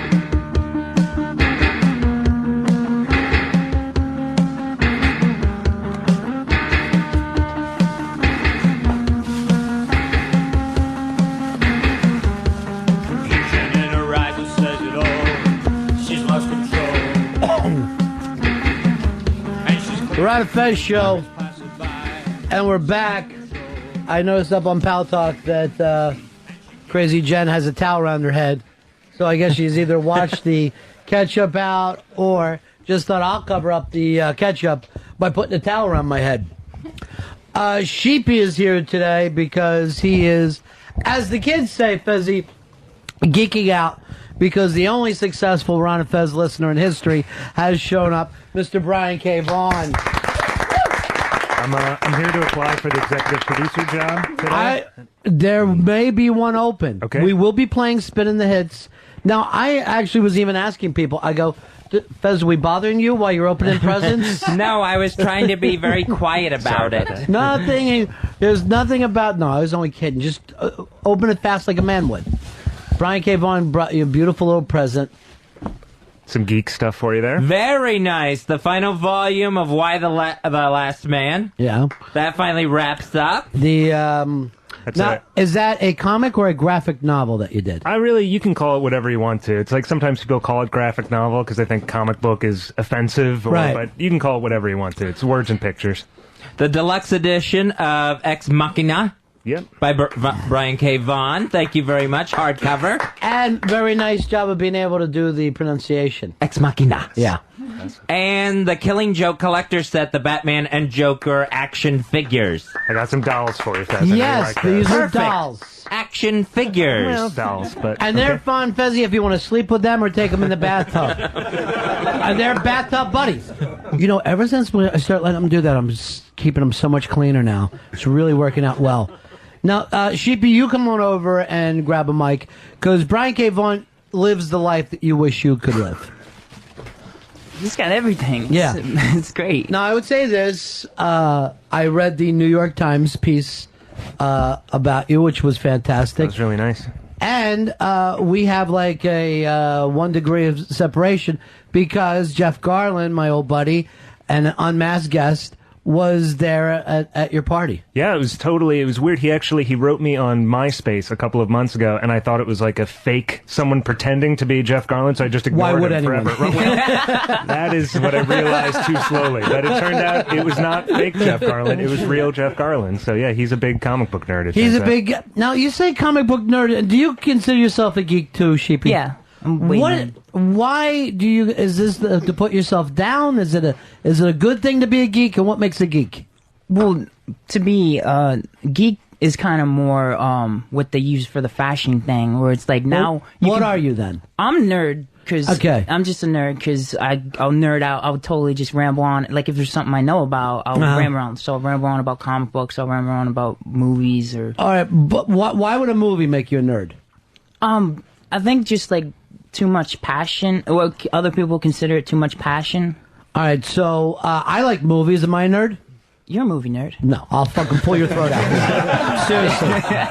I'm a connoisseur, my friend. Okay. I don't fall. I wouldn't make up disparaging names to call myself. I'm always curious about it. Well, I think it used to be more down. Now it's just accepted as somebody. Oh, I'm a nerd. Hey. And you can't even do you're not doing any more of the comic book conventions, or you got a signing coming up this week? Yeah, no, I mean, I'm doing a signing today, but the conventions, I like comic books so much, but the conventions have become all just movies and television and stuff, Yeah. so it's almost, I'd rather just go to the pure comic book things. So the comic books now are a way to sell movies. It's becoming like that more and more each day, unfortunately, and I'm happy to sell out, and, I'm doing my comics as movies and TV shows, but I don't think comics should just be, glorified screenplay. Right. It should be a destination, into itself. Now, one of the things I read why Hollywood executives like the comic books is so that they can look almost at it like shot by shot, and they'll be able to go, "Oh, I see how this works," because basically they don't know how to read a script. I literally think a lot of executives are illiterate. Like they cannot read a screenplay, but if you look at comic books, they can sort of see the movie poster and they see the trailer moment, so sadly it's easier for them to visualize. So you just sold a big script and it was national news because everybody was fighting about it. I guess it must have been a really slow news week, but I think it happens all the time, but I don't know why it made it to Ain't It Cool News or whatever. But that was a huge thing, and you saw, I don't want to give away the money, but you're paying today. We're going to all go out to dinner. Absolutely. It's all on you. Yes. But and what's the movie going to be about? It's a thing called Roundtable. It was something during the writer's strike where I wasn't able to work at Lost. It was like I'm either going to buy an Xbox or I'm just going to write this really bad idea I have. So it's this thing called Roundtable where Merlin comes back to modern day and he has to assemble a new group of knights. But knights today are all like washed up athletes and scientists and Academy Award winning actors. So it's these people having to sort of earn their knighthood. Now, why do you think that made that idea so hot? I don't know. It's a really stupid idea, and almost any idea I've had has been a dumb idea, and I like to think it's executed okay. So right. It's an idea that people have probably had a million times, but I hope it's because it's good. But again, people don't read. But you never know what's going to be the hot idea. No, and it's weird, and I think it's sort of like, if one person says yes, then another studio is like, we don't want, if they want it, it must be good, and then it sort of snowballs into something. So I think probably to this day, no one has read the script yet. They just bought it, and now someone's actually going to read it and be like, what the fuck did we just buy? So they get excited when someone else gets excited. Yeah, it's ridiculous. Yeah, it's like us with women. They're like, hey, he wants her, she must be fantastic. That is it precisely. What were you going to say, Sheepy? Because you're waving your hand like you're in third grade. Well, I think it's also, you have built up a huge reputation, and anything mentioned you will get posted all over the place. So if they'll Google, or they'll just search your names, like, oh, who's this guy? What's the script? They'll see tons of stuff like, oh, it must be even better. Okay, sounds good. I hope. Yeah, I don't know. I mean, if you want to kiss up to him, that's fine, but you don't have to do it. I like him. He's like my boy Ward. He's the Robin to my Batman. He's always got my back. Yeah, I love having Sheepy here. It's nice. And he's been emailing me on the week on, this is going to be so fantastic. I'm sorry about that. It's going to be so wonderful. All right, so you and I are going to write a script together. No, I was thinking, because I know you've been talking about Man, your award-winning comic book. I can't get it off. I can't get it where I want to get it. Well, I think it's time to adapt it into a movie. But do you have any thoughts about who might play Man in a Any man. movie? Any man can play it. That's the beauty of it. That's the beauty of it. And I also want to turn it into a video game. Because this way men can sit there and pretend that they're a man while they're playing. But I like your idea because it's off. Let's do this. Vampires, right? Great. But they only drink oil. Now, the thing is, it ties into the whole grain thing. Yeah. They can only be killed by being ass fucked. So now we want gays in the military. Right. Now we're saying, and people are trying to turn their kids gay to protect the lawnmower and car. It's a world gone topsy-turvy. We could probably get $2 million out of Warner Brothers by the end of the day for that. Yeah. I feel confident. Call them and just say, we have an idea, and we're not saying what it is, and you can have it sight unheard. And then we'll try to come up with it. Brian K. Vaughan, he's going to be doing a signing. That is tonight, 5 to 7 p.m. at Midtown Comics. That's the Midtown Comics, 45th and Lexington Avenue in New York City. And you can always check out his website, bkv.tv. And right now, 90% of the movies being made are comic book movies. It's ridiculous. Yeah. And they're really digging deep. It's like even the shittiest characters are getting movies made out of them. What is the worst character ever in comic books? Well, there's a pretty lame one in Brother Voodoo, who's a Marvel character, and he's black. It's really just his... That's not what makes him lame. That is lame. It's not really much of a power. It's sort of, kind of offensive. And does he go up against the Man? I'm able to blend in at night. He's got rhythm. I never liked Adam. Remember the Atom, or is this a guy who could get very small? I mean, how can that help you? I don't know. I don't understand why getting smaller is going to be any kind of a power. What about for you, Sheepy? The worst is, I think Marvel puts out a lot of useless mutants. Like, they'll just have stupid powers. Like, they'll just be able to turn things into water for no reason. Yeah. No, there's no names. It's just random Marvel mutants are just awful. Yeah. So you need to turn water into something. Yeah. Would be perfect for you. Earl, do you read any of these books? Not. I wasn't as a kid. I always thought, was it like Ant-Man or something like that? It was really dumb. Yeah. I thought it was like he has the powers of an ant. Yeah, he had the powers of an ant, but he was wasn't he still the size of an ant? He shrunk too. He was like the size of an ant. He could control ants. That's right. So if there was a robbery at a picnic, did he ever do anything? Did he ever solve any crimes? Oh yeah, and I think he's part of the Avengers, right? Mm-hmm. Yeah. All right, here's John. John, you're on the Ron and Fez show. Hey, buddy. Yeah. I just wanted to ask Mr. Vaughn how the production was on Why the Last Man, the film. I wanted to know when filming might start. Yeah, I have no idea. These things, they happen either really slowly or really quickly, and it's happening slowly right now. But they let me write the script for it, which was nice, and they might not use any of it. Maybe they'll throw it all away, but I think they're looking at actors, and everyone keeps talking about Shia LaBeouf, but I don't think that's definite yet, so... nothing's going on, but... Now, Sheepy, you cringed at that? Yeah. Because he's too popular? Is that the problem? Hey, you don't want a big star in your movie, Brian. You saw Williams in the new Indiana Jones. He was so bad. The kid hasn't gotten as big as he is from being somebody without talent. Yes, you used to like him until he got popular. No. That's the thing, and I also think... That's the gig culture. That you all have to feel like you found something. And then there's a minute when people go, yes, I agree with you. And you go, no, not now. Now it sucks. I mean, 6 months ago, it was great. What about you, Hicks? You read? Yeah, I used to read a lot of comic books. Not so much anymore. Yeah. But Green Arrow was probably the worst. Archer using super power. Even when he was teamed up with Green Lantern, it was still a sad gimmick. I'm not all that crazy about Green Lantern. I have a magic ring. Stop. Who cares? And I make green things come out. I was never a big fan of Hawkman, where it's like just giant wings. How in the world did he get into any room? And there was just nothing to him. And how did he hide this costume? Everyone else has their costume under their clothes, except he has this giant wingspan. You came up with a good thing. You think Batman could you think you could wear a bat suit underneath what you're wearing now and we wouldn't know? No. You're looking a little heat. You're looking a little bulky today. You're looking bulky. Here is Chris. Chris, you're on Ron and Fez. I have a question for the producer there, Brian Kipoff. Yes. I have an idea, and as you can probably tell, I'm not a very smart guy. But, No, not so smart, man. We know that that you listen to the show. I kind of have an idea for a movie, but I don't know how to take it from just an idea. Okay, let's go. Let's throw some shit against the wall. What's your idea? All right, my idea is a guy, and I'm...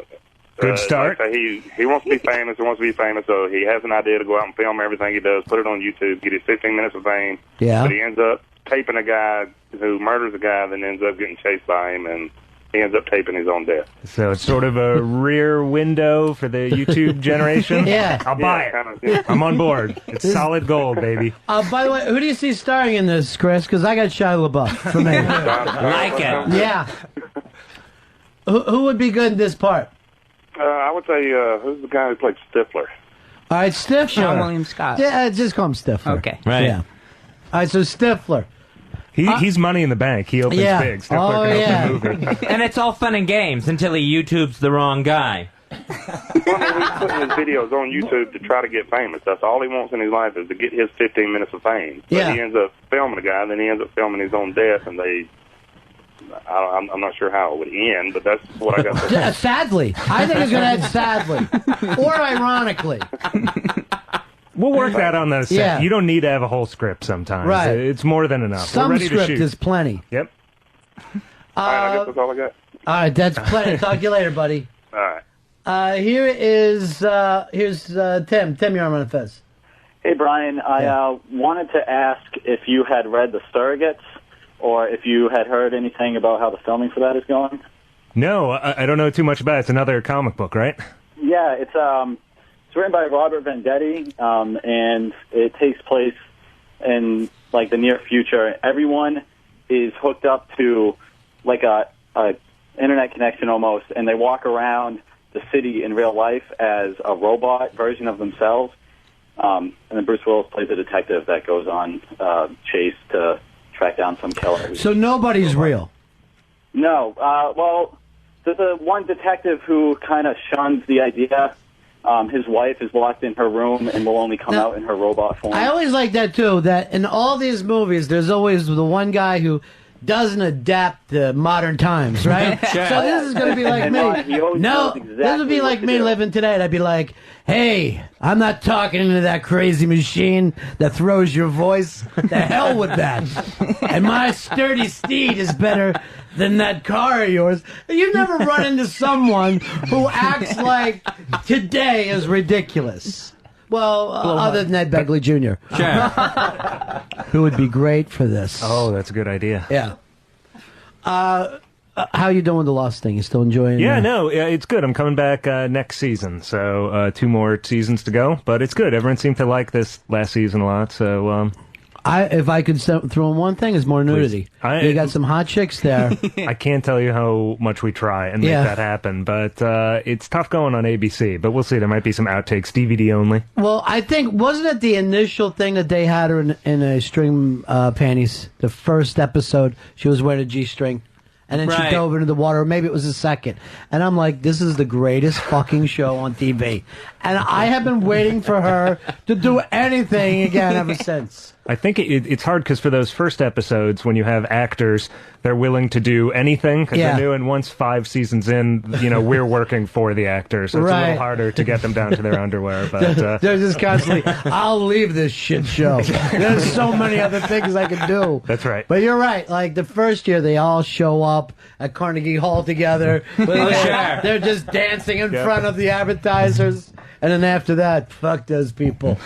I should be doing film. Can't even get a group photo after that. That is true. Here's Avi. Avi, you're on Ron and Fez. Hey, buddies, how you doing? Good. I wanted to ask the executive producer, Brian Vaughn, what he thinks about the same old plot in superhero movies where the people are tired of their powers and they just want to go back to their regular life, and when they're going to break away from that plot and try something new, because it seems like every superhero movie I see is the same old thing. You want to see people really happy with their superhero powers? Yeah. Yeah, this is great. I'm flying. I mean, they embrace their powers. It's sort of like superhero movies are like westerns where, it was like 30 years the western was the exact same plot. So I think it'll take a little bit longer until there's like an Unforgiven where people start playing with it. But they're doing this Watchmen movie, which, if they can capture a little bit of what that comic book was like, I think you'll start to see very different kinds of superhero movies, but we'll see. Now, you as a fan, do you get nervous with something like The Watchmen that was done so well and people that don't even read comic books have read that one?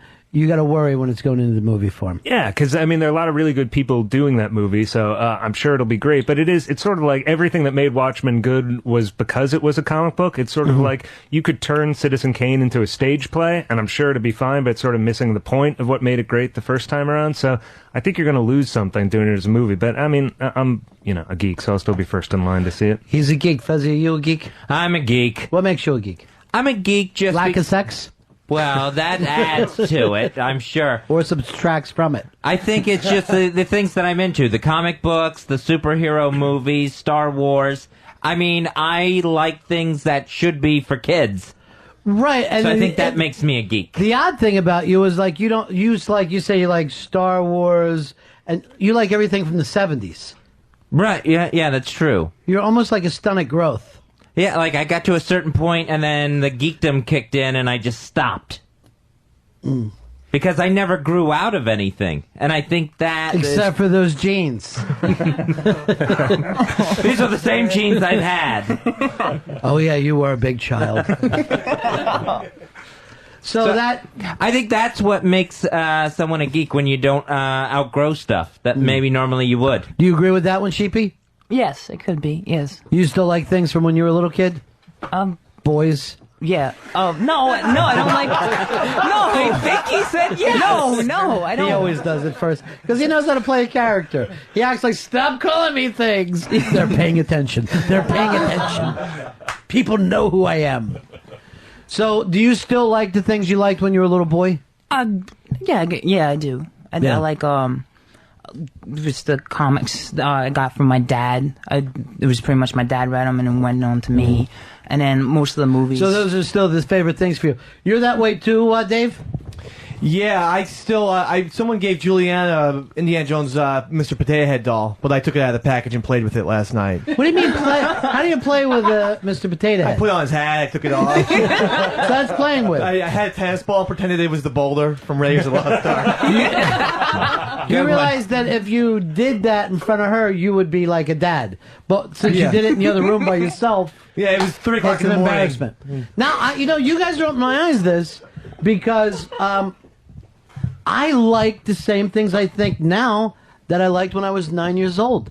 Cocaine and pussy. It's amazing when I start. I didn't grow up, Fez. You're Peter Pan. Still a child. Here's Ben. Ben, you're on the Ron and Fez show. Hey, buddies. Yeah. Hey, Lost, always the extras are hot. There was one girl with a crop shirt walking around in this last episode. Yeah. I'm going khaki pants with the thongs, and I had to freeze frame that. It was great. And then you go, well, where has she been for the last 5 years? The extras, I guess, have to blow somebody to get to be an extra, right? I'm not able to comment on that. Okay, but I would imagine it probably wouldn't hurt, I guess, if you were an extra. Yeah. But there are some who pop up more often than others in the background. You can only imagine what they've done. Now, Barb is here. Oh, girl, she would be perfect on Lost. Would you like to do a little acting on Lost, Barb? Yeah, sure, no problem. Okay. Let's do it right now. All right. Is that how you Bring in the island. You just. That's it? We're going to hose you down and pretend you just washed up on the beach. All right. She's been floating since the plane crash. I'm ready. And then we're just going to lock her in a cage for an hour or two, and we're going to see how things work out. I'll give you my business card. That would be, I would be the worst director because I'd be like this. In this scene, a guy with cigar jacks on you. Didn't we just shoot that yesterday? I don't like it. I looked at the dailies, I didn't like them. Here's our good friend G-Man. G-Man, congratulations on the big win over Earl. Thank you. Quick holder 1229.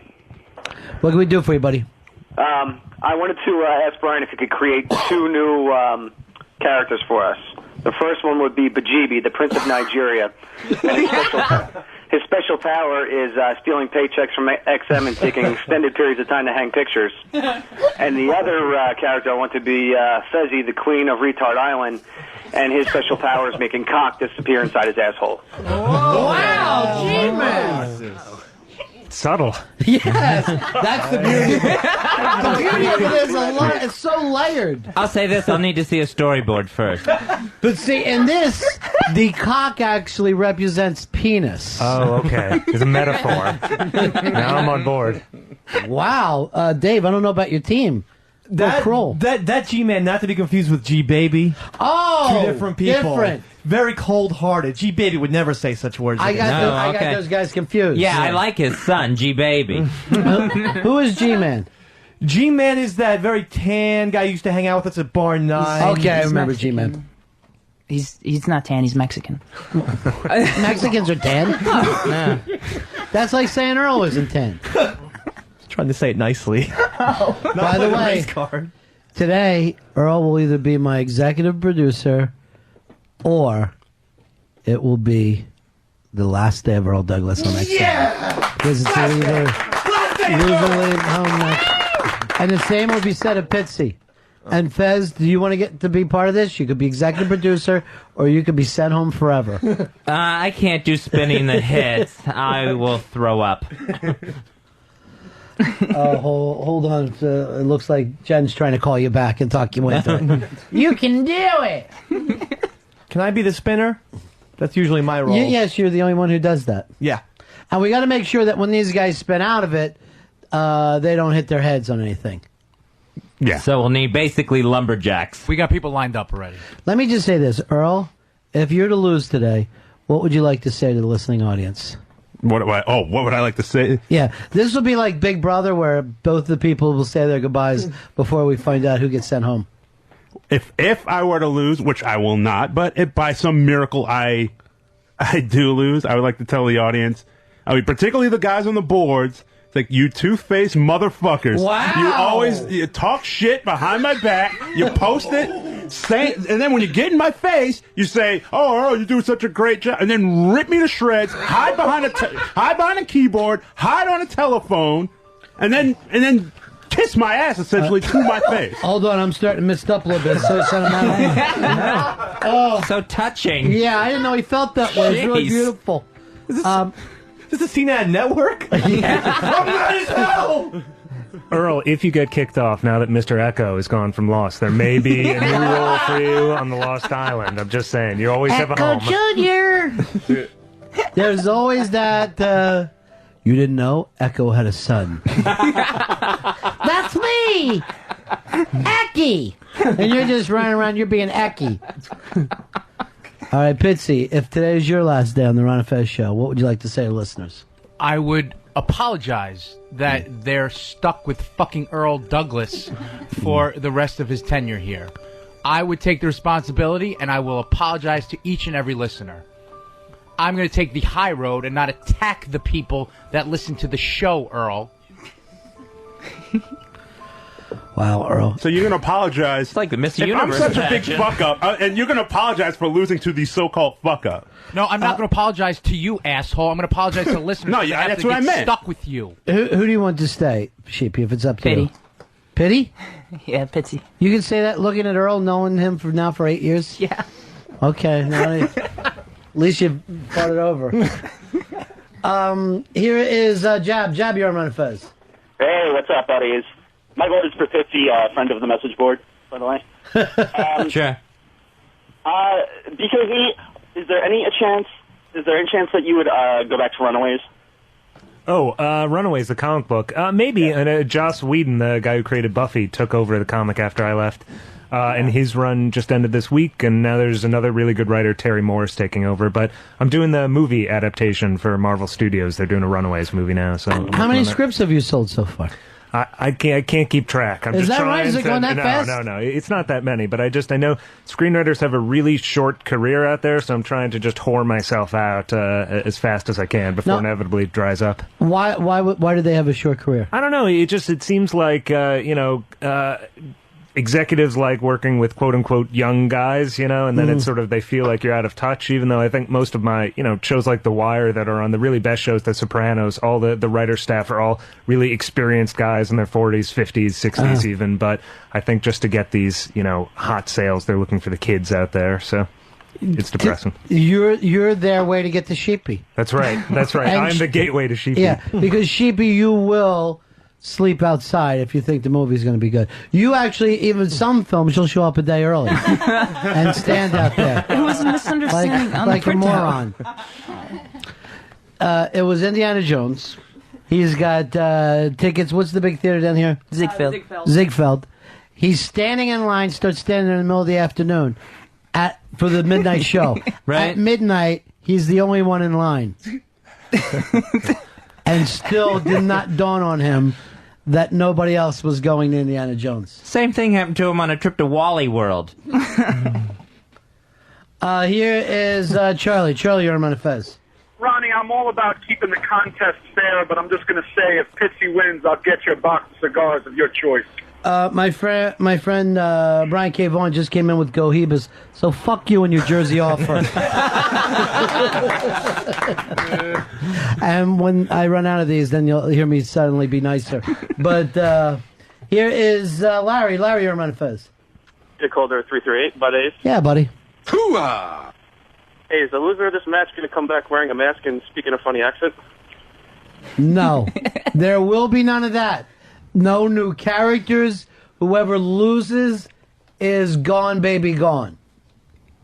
And that will be Fat Boy over there in the corner. That could be anybody. That could be anybody. You might as well just say that could be the white guy. Zach, Ron and Fez. Hey, buddy. Yeah. Hey, Fez, what'd you put in your coffee this morning, man? I never heard you laugh so hard. This is great. Yeah, what are you laughing so much about? I don't know. It's funny today. I'm just finding everything funny. It may be the new medicine. Maybe that's what it is. You know what it is? Now that you're not executive producer anymore, the stress is gone. You think so? Yeah, get rid of the F. Ez? No, just the F on his report card. Oh. I got a lot of pictures sent to me with you with a girl the other night. Yeah, you showed me. And who was that?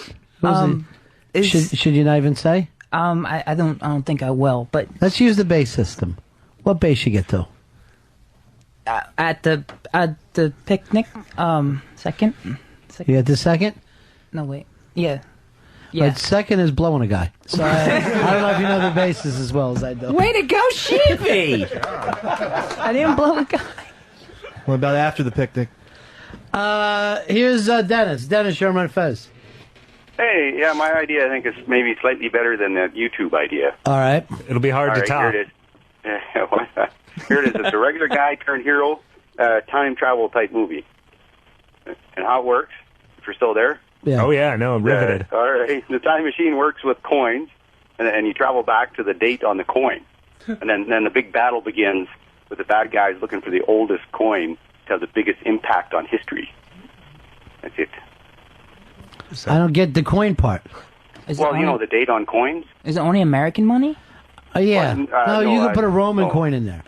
So you can't go back to Every coin has dinosaurs. a date on it, doesn't it? Yeah. Yeah, so you put, let's say you have a quarter from 1975, put it in the machine, boom, you're in 1975. I will say this. I'm always a sucker for a time travel movie.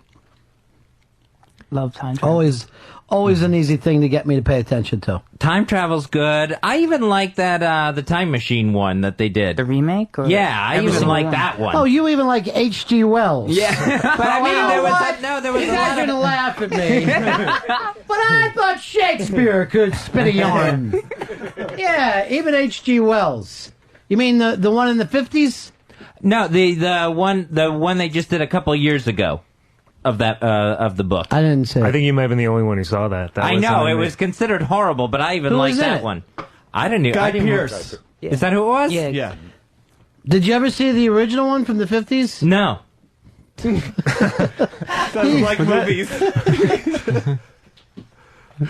Here is that's right up there with Disturbia. He's like, I saw this movie, Disturbia. Jesus Christ! I actually could make it through the fucking opening credits of Disturbia. Here's David. David, you're on Fez. Hey, Ronnie, loser leave town match. Didn't Pitzy's dad already leave that about 20 years ago? Face. Fat face. Does that make you happy, Earl? That Pitzy's dad left him? He obviously had a reason. He looked at him. What are you going to say? First look, like, I'm out. Jesus. Earl, you're in a mood today. Here is Walker. Walker, you're on Ron and Fez. Dick Holder 1213. How are you, brother? Good. Hey, I wanted to ask Brian if he could create a new version of Fat Albert, and I want Mushmouth to be played by Earl. And, you know what? I think did somebody else? They just did that a couple years ago, right? With Keenan Thompson. Right. I didn't see that. How was it? Terrible? Horrible. It's horrible, but it's one of those movies where Jeff Garlin just shows up in it because he just does. Well, now we like it. It's great. it's awesome. I've seen it like like 13 times. Oh, have you really?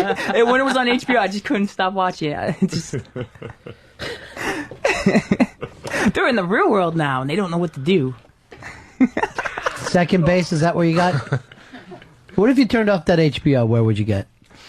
How come you're not working today? I got extra time. I work weekends, so I have extra hours, so I can take days off. Because you're following Brian K. Vaughan around like a maniac. He's my favorite writer. Ever? Comic books right now, very much. Just of comics? Right now? I mean, he's fantastic. Seriously, anyone just try the first Y book or try the first Ex Machina book. It's amazing. Honestly. You done? Seriously. The sales are just going to rocket up the Amazon charts after that. 866 Ron Zero Fez. 866 Ron Zero Fez. Here's G, baby. This is G. Yeah, this is the G we like. Second base. Oh, lost you. Here it is. After all that. G, baby. Here's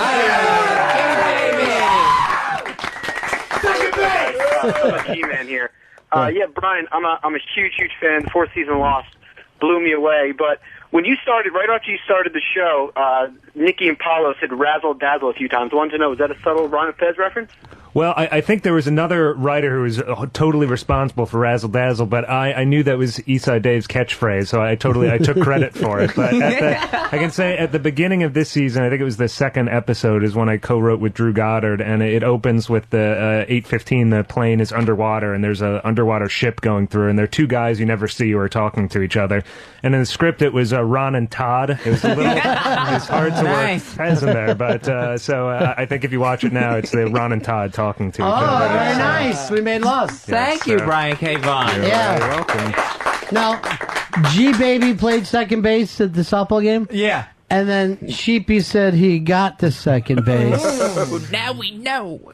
Finger up the ass. That's a little razzle dazzle there too, I guess. Nice. Yeah, I guess it is. Brian, keep up the good work. Thanks, man. Thank Peace.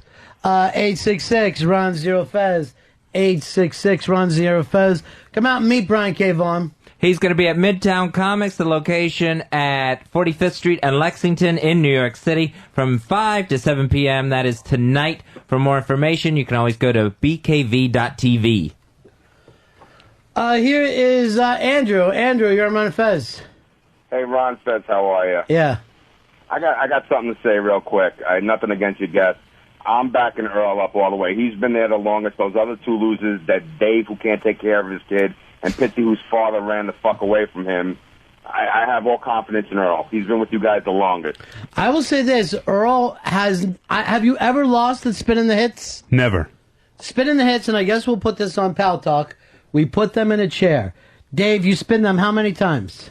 12 times, Mr. B. 12 times they spin around.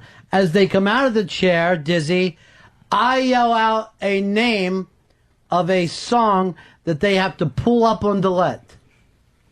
As they do that, Fez will be running the stopwatch. Earl, since he's the returning champion, goes first, and then we will know the time to beat.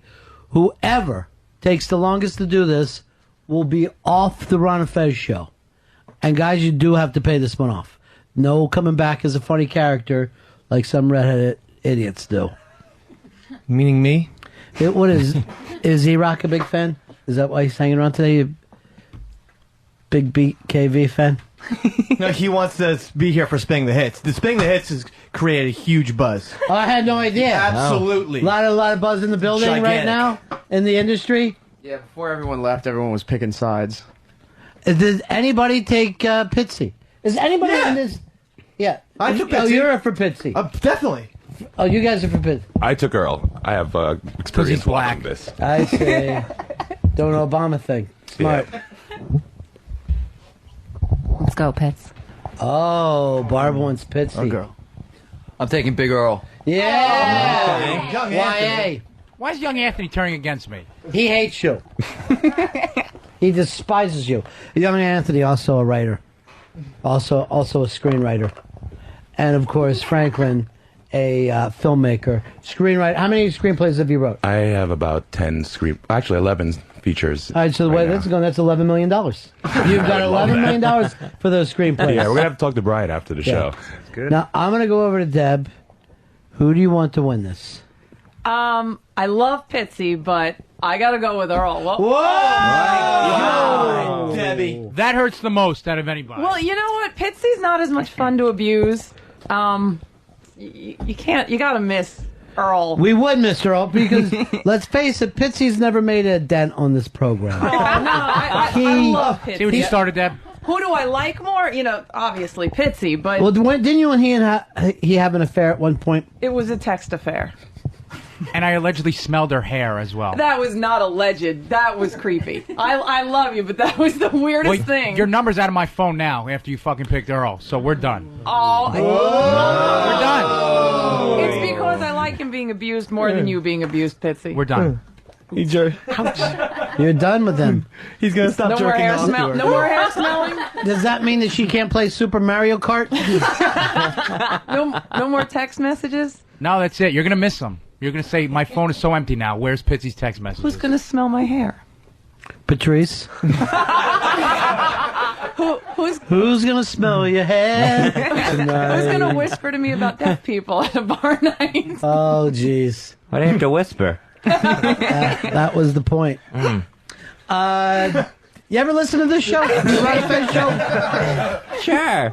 You don't remember that show? No, I don't, honestly. Dave, you're on Ron and Fez. Hey, Ron Fez.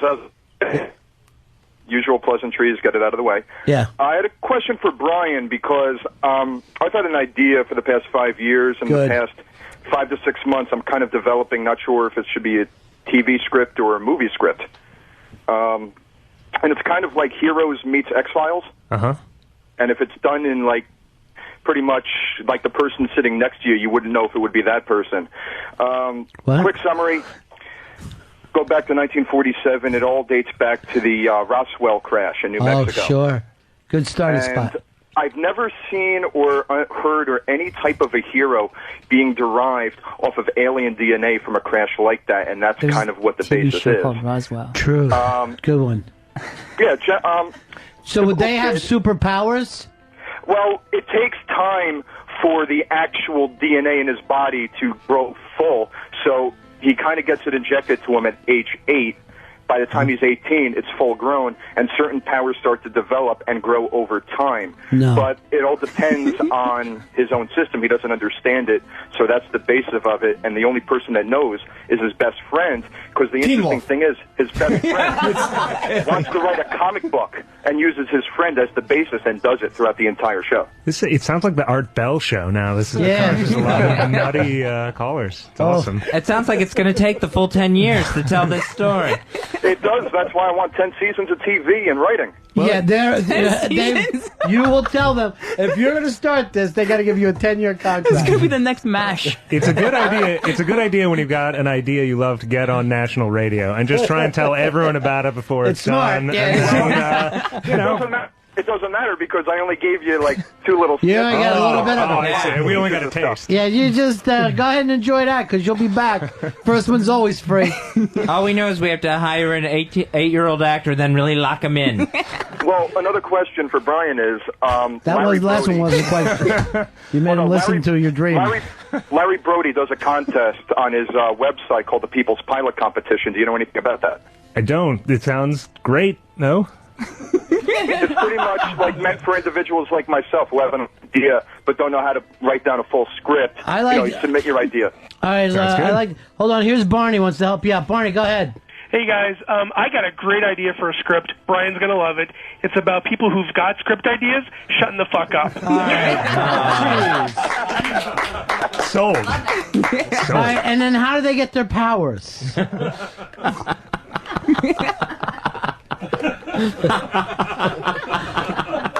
David, you're on Fez. All right, this one kind of dovetails to that last call, but with less acerbic wit, I guess. So my idea is I have a buddy who since 18 has been going out to Hollywood, trying to make it big, trying to be a big movie star, but doesn't take acting classes, tries to get into all these roles, never joins SAG, whatever. And I'm so frustrated with his stupid fucking stories about trying to be this guy that I write about him, and mine gets picked up, and he's like all pissed that he's not a part of it. So you're bragging. No, I'm venting. Where you But calling can't from? get- Where you calling from? Yeah, Michigan. Sounds like a local hit out there. Sounds like a local hit. The jealous friend. Shaped like a hand. Oh, yeah. Shaped like a hand. I thought about that. Here's G String. We've had G Man, G Baby, now G String. Yeah, this is G-String, but that guy said the only superhero with alien DNA. What about Superman? Superman came from another planet. He was pure alien. So? Yeah. Here's a good question for you, Brian. How come the Superman movies don't seem to work anymore? I don't know. I mean, I guess it's because I keep hearing they want to make him a little bit darker because stuff like Batman does well or Iron Man's a little edgier, but you can't make Superman edgy. That just it doesn't work, you know? You got to sort of just embrace that he's the big blue Boy Scout, but people can't quite do that. They always want to change him into something different. Do you like Superman anymore, Sheepy? I love Superman. You still do? Yeah. But the Superman Returns, it didn't work. Why didn't it work for you? Well, they're just deciding to continue the story, Right. connecting it to the other movies was just a mistake because the whole setting and the whole look is completely different. Plus, like, I kind of like the introspective Superman that they kind of do in the books now, but it just doesn't work for a mass audience of people. You have to be completely dedicated to the character to probably like it, but it still just didn't work. I'm sorry, I listened to you about as much as your dad did. I just, I felt like we were on a car trip. I drifted, too. And an annoying little boy was telling me his interest. Now, Fez, George Clooney Batman is your favorite, right? That's what you love? The worst. The worst of the Batmen. You say that, Fez. Yes. But and you've even gone so far as you said that George Clooney ruined Batman and destroyed comic book movies. Now, the great Frank Miller, I'm reading him the other day, and he says, in 1997, George Clooney ruined comic book movies. So, you and Frank Miller, you finally have somebody on your side. I'm vindicated. And it's Frank Miller. Oh, I thought for sure you were going to say Frank Miller and George Clooney were collaborating. No, when I read that, I cracked up. Well, George Clooney admits that he ruined the Batman franchise and laughs about it. Thinks it's the funniest thing Fez, in the world. Is there 2 more Batman since then? Yes. Then he didn't ruin it. Why do you hold on to something that didn't happen? I know, but it took a long time to get them back. It took a long time, and we didn't know if we were going to. 7 years. Dave was able to wait in between the Indiana Jones, which was 19. Have you seen it yet? No, not yet. Oh, too bad. I know. Too bad. Not allowed to. Are you going to the new Batman? No, I can't. I have an agreement with you over summer movies. Paulo, a failed screenwriter, is on the air right now with Brian K. Vaughan, a successful screenwriter. Paulo. Yeah, I'm going to be putting my movie on Amazon soon. I'm just getting it ready because, I'm just too busy right now. But it's You're not sending it out to the theaters, Paul? I just can't get involved with this Hollywood system. I've dealt with a few people, and it just takes forever. I just don't What people did you deal with? I'm not going to go into. I told you at CAA. I dealt with somebody. I dealt with some people at a. How did they let you down? They referred me on to somebody else, and I could see this thing was just going to take forever if I kept putting it out. So I'm just going to have to put it out myself on Amazon in a few weeks or something like that. Drop it in the Amazon. I mean, and then maybe I'll just put out a version, and then maybe if everything takes off the way I should when I have more time, then maybe I'll release a different version. Do yourself this. Don't make a copy until you get an order. Because I don't want to see you with a lot of bulk there. That's what I'm hoping for, an extended cut out later Well, on. I'm going to make a few hundred at least, and then we'll see how it goes. No, don't do that. Yeah, right. Well, let's not even get into Gap right now, okay? But as a matter of fact, if Pitzy wants to come down to Florida, he can stay at my house, and I'll, because we never found my mother or my dad. Do you want to stay at Stink Manor? It's all cleaned up now because I just put it on the market. I want to drink at Busch Gardens with him, though, if I stay down there. What are you selling the house for, Paul?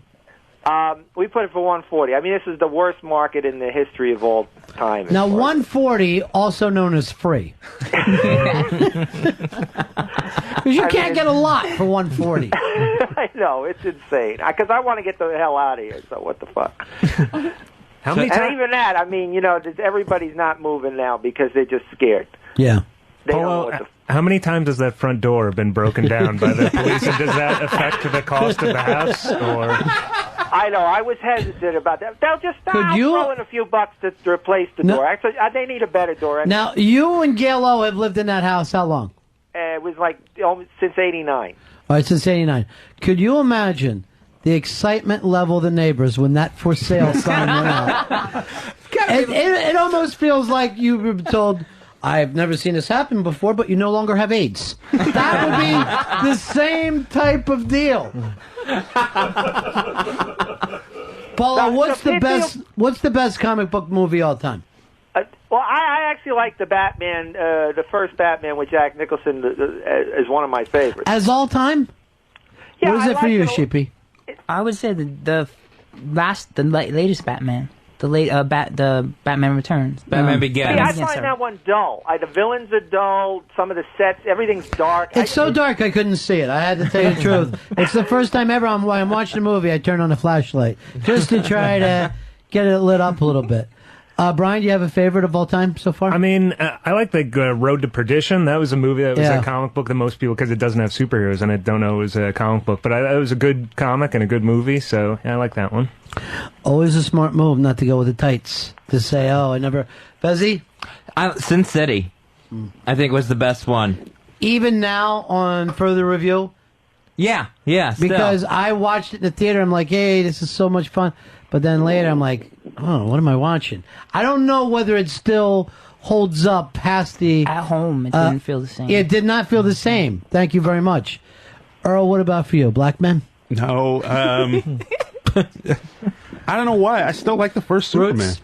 The very first Superman. I don't know if it's just With because... Richard Pryor? Not with Richard Pryor. The first Superman.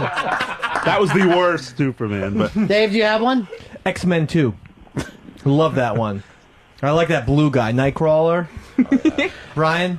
Yeah, no, good choice. Brian, I got your back. Please Back me up. help me. That's a great one. Franklin? I got to go with Spider-Man 2, actually. I enjoyed that one. Can't watch those Spider-Mans. I don't know what it is. What's coming out this week, Polo? We actually have a comic book movie this week, Wanted, with Angelina Jolie. Been wanted.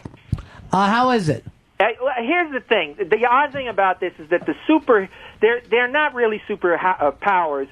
The main guy is lives in a cubicle, and he has anxiety attacks, and he takes pills for. Why don't you tell him I can get him a beautiful house for $140,000? I swear to God, I know he had to pay more for that in 1989. When's the last time you heard of a house selling for $140,000? I didn't know it could happen anymore. It's a huge house too, and I got a pool. But that's It's haunted. And there's lots of stories to it, and it's in a video and everything else. But and it's in Amityville, Florida? No, it's in Tampa. Anyway, So is the movie any good? The movie is not my thing, but the thing about the superpowers is the guy's got anxiety, takes pills, and it turns out that's his superpower, because what that means is he has all this excess adrenaline, which is really kind of a superpower, because that means he can respond to things very quickly. So he shouldn't take his pills. He shouldn't take his pills, exactly. And that's how he releases this amazing ability. And Angelina Jolie, because his father was an assassin. These are a group of assassins. I found the film just just overheated, and the story sort of fell apart by the end. All right, anything else coming out this week? The big Wall-E. Oh, yeah, this is the latest Pixar. Right. Well, what do you got there, Polo? I think it's it's a very innovative film because it's not a lot of dialogue, and so it's almost a silent film. And I think that's the good thing. The only thing Isn't that uninnovative? I would also like to have no visuals, and then I'd be able to sit there and read a book. And So, I think what is if you could only see one movie this weekend, Paul? What would it be? I would say Wally. See, I'm going to say Casablanca. I'm going to say really go out. I mean, if you could only see one. Well, I'm saying this film is a lot like City Lights or Modern Times because this is like the little robot that looks like from the Short Circuit. He's like Charlie Chaplin. He's got that kind of. All right, I'm sure anyone working for Pixar that's hearing this is just pulling their hair out. Right. No. The interesting thing, though, I mean, I'm very fascinated by the whole artificial intelligence thing, and somehow the robots are more human than human. And you know what? Because I love that movie AI, and I always love that sort of stuff. So AI loved it. Yeah. We're thinking Oscar here. Yeah. All right, Paula. What's coming out next week for the big 4th of July? Well, I know there's a lot of things coming up. Hancock, which you've been dying to see, I know. Hancock is going to be the movie this summer. Yeah. And that's a superhero movie that supposedly throws a different storyline, tries to shake it up and change it around, throw something different in that crazy comic book world. All right, Paulo. Talk to you later, buddy. All right. By the way, you can go see Brian Cave on tonight, Fez? That is tonight from 5 to 7 p.m. at Midtown Comics, located 45th Street and Lexington Avenue in New York City. And you'll sign anything that they bring? Absolutely anything. Just keep on signing. Sure. Yes, body parts especially. By the way, when he signs something, it's worth 50 times more. That's how much his signature is. I signed Sheepy's boob earlier today. Did you? I put it out, yep. And he's only boob because he lost the other one. Here is Justin. Justin, you're on the Ron and Fez show. Yes, hi. Yeah. I'm a big fan of Brian's, and I had a few questions for him. I was wondering, one, does he already have an ending in mind or written out for Ex Machina? Yeah, that book's going to end at issue number 50, so that's about a year away. Oh, that's not very far away from now. Nope. Now, why do you decide to end these like you do and then move on? I just I like stories should have endings, and it's sort of, it's like all the old myths had ending, Robin Hood had an ending, so it's weird that Batman and Superman don't have endings. You know, I think that's what gives a story its meaning, so you got to wrap things up, I think. It also, I think, is what confuses people when they try to remake these movies, because if you're watching Batman, you say to yourself, well, they would find out where he lived within 3 minutes. I mean, back then, you could not be able to track someone, but you're like, well, why haven't the cops just busted this place? So you never really believe when you're watching a film like that, because it's set in a different time, really. They're making it modern times, but it really should be the 40s. All right, let's go over here to Matt. Matt, you're on Ron and Fez. Hey, what's up, guys? How are you? Good.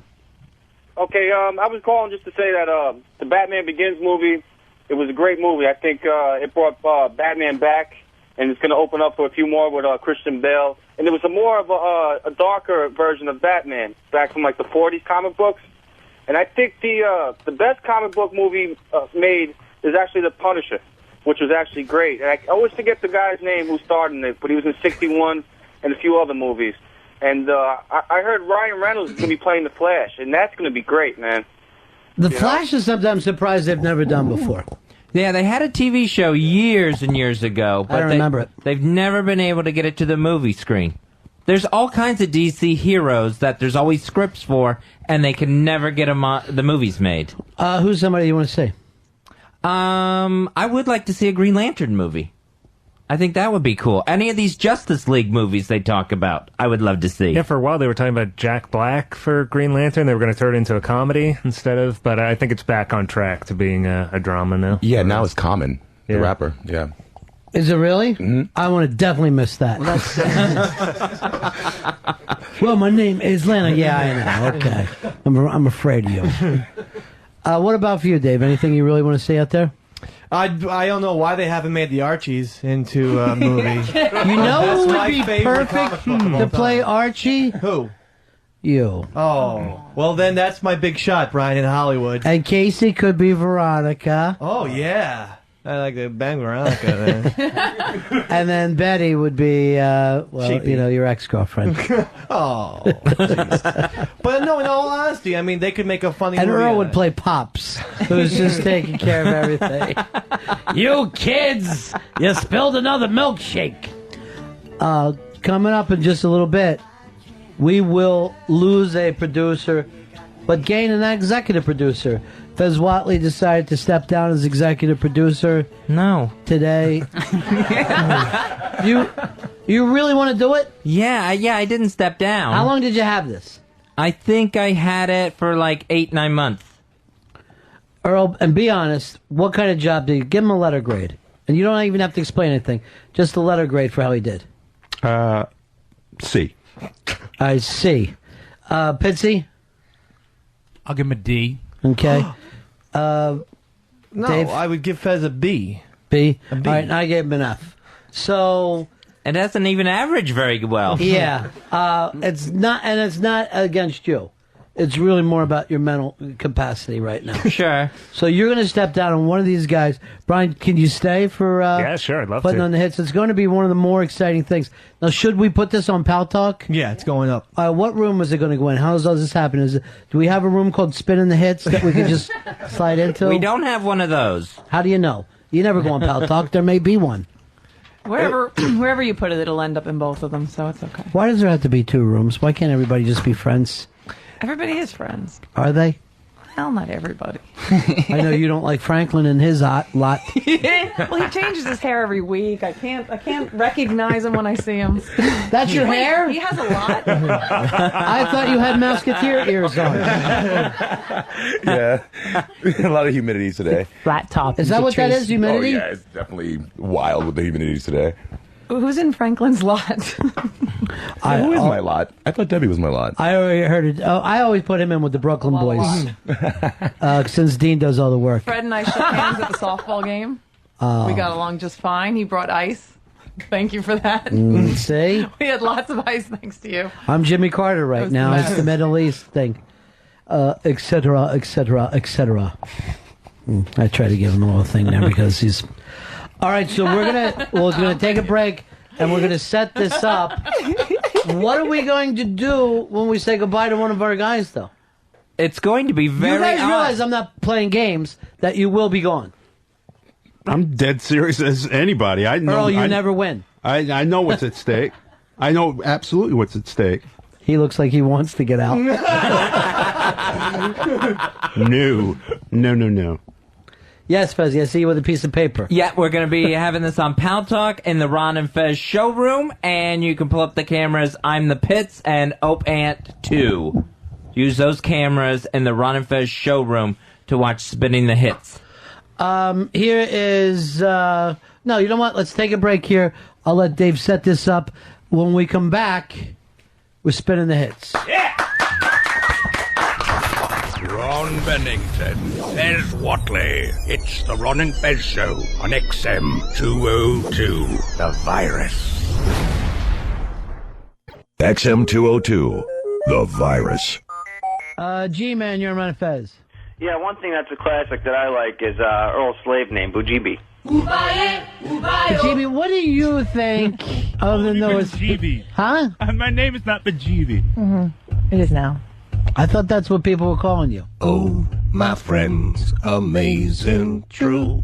I have here for your pleasure a lemon jambu. He don't name Bajibi, but he'll answer to Sapphire for Breezy or Shabuti too. The show's about to start. I'll take the ticket from you. Oh, Bajibi, will you ever win? Down in the valley of the serpent's rise. Long before I found him, I was certain. Oh, my G-Bay, I'll leave the jungle bare with the machete to the fire. Burn the jungle down to the dirt. I know my G-Bay. Then Bajibi came flying through the vine berries. My crackers up, that's how I load him. Bajibi, what did you see? Your eyes are as big as saucers. Oh, my G-Bay, I got Bajibi singing hallelujah, hallelujah. I got Bajibi counting 1, 2, 3. I I got Bajibi singing hallelujah, hallelujah. I got Bajibi doing ABC. I got Bajibi singing hallelujah, hallelujah. I got Bajibi counting 1, 2, 3. You don't have to take that shit. And I won't. And my name was not Bajibi ever. You should try it for a while. Just see how it works out. Fuck it. Ron and Fez Show. It's the Ron and Fez Show on XM 202.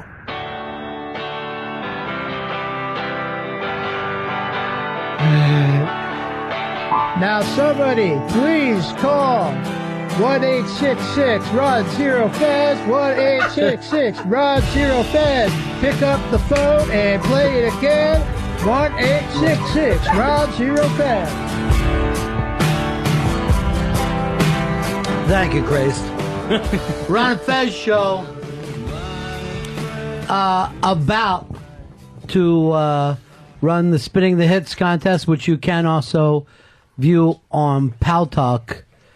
I don't know how to get there, Fezzy, but I had somebody just text me. I think it was Frenchie that said bring up a cam so I can see their cams or something. I'm not sure how it works, but we're on there. There's a room called Spinning the Hits, and you go there and everything spins. There's a special Spinning the Hits section in Perfect. the Ron and Fez showroom. And what do? You text them? What do you I do? used to text them, but What do? You download it? You download it or upload it? just click on I'm the Pits and Open 2, and you'll be able to watch. This me could be kick the girls' greatest ass. day of your life. You've just found your father today, right? Mm-hmm. And who did that for you? That's Matt Spare from Satellite Investigation. Matt, come on over. Hey, Matt.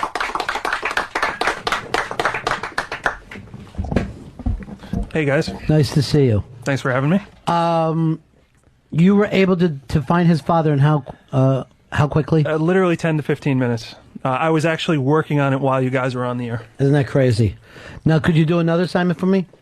Depends on what that is. I want you to find out what's wrong with Fez. I don't know what you have to do, but I don't know if this Can I is charge the real by the hour? Fez. No, I can never afford that. Do not follow me. Matt Spare from Satellite Investigations. You can go online at satelliteinvestigations.com. So, do you think you're going to call him on the phone, Pitzy, or go down and see him? I have to figure that out right now. I want to see him face to face, so I think I'm going to go down. Yeah, I don't blame you. We found several telephone numbers, some cell phone numbers possibly. There's a list of different numbers for him to try. Yeah, so he is a gypsy. I come to that realization because he's all over the place. Have you been down to Florida before? Yes, that I part have. of Florida? Yeah, I have. Isn't that weird that you were that close to your dad? You never knew it. Yeah, I know. He might have been on that bridge with me at the same time. What bridge was that? The one Fez is afraid to go over. Any bridge. Yeah.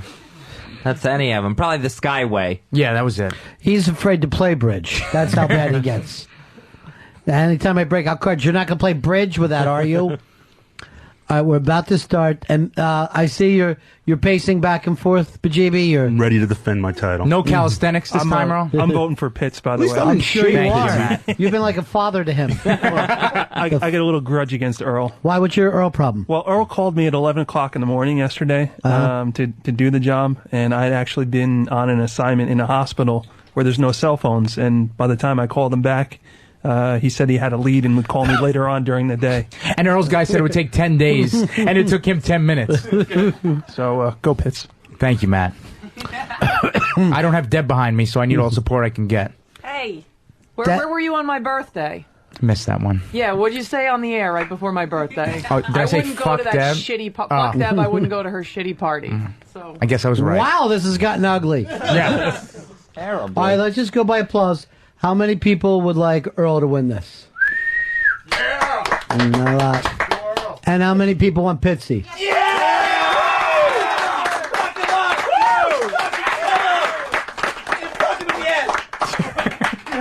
Earl, if you lose this, no going back to O&A. No, You're I'm leaving done. XM and you're leaving 202. It'll be the end of a 19-year career. Whoa! So you'll leave radio altogether. I'll leave radio altogether. Work for the MTA. My father always wanted me to have a nice. I may switch sides now. He always wanted me to be a nice city worker. So I love. Well, we can look forward to better service. We'll see Earl hanging off the back of a truck somewhere.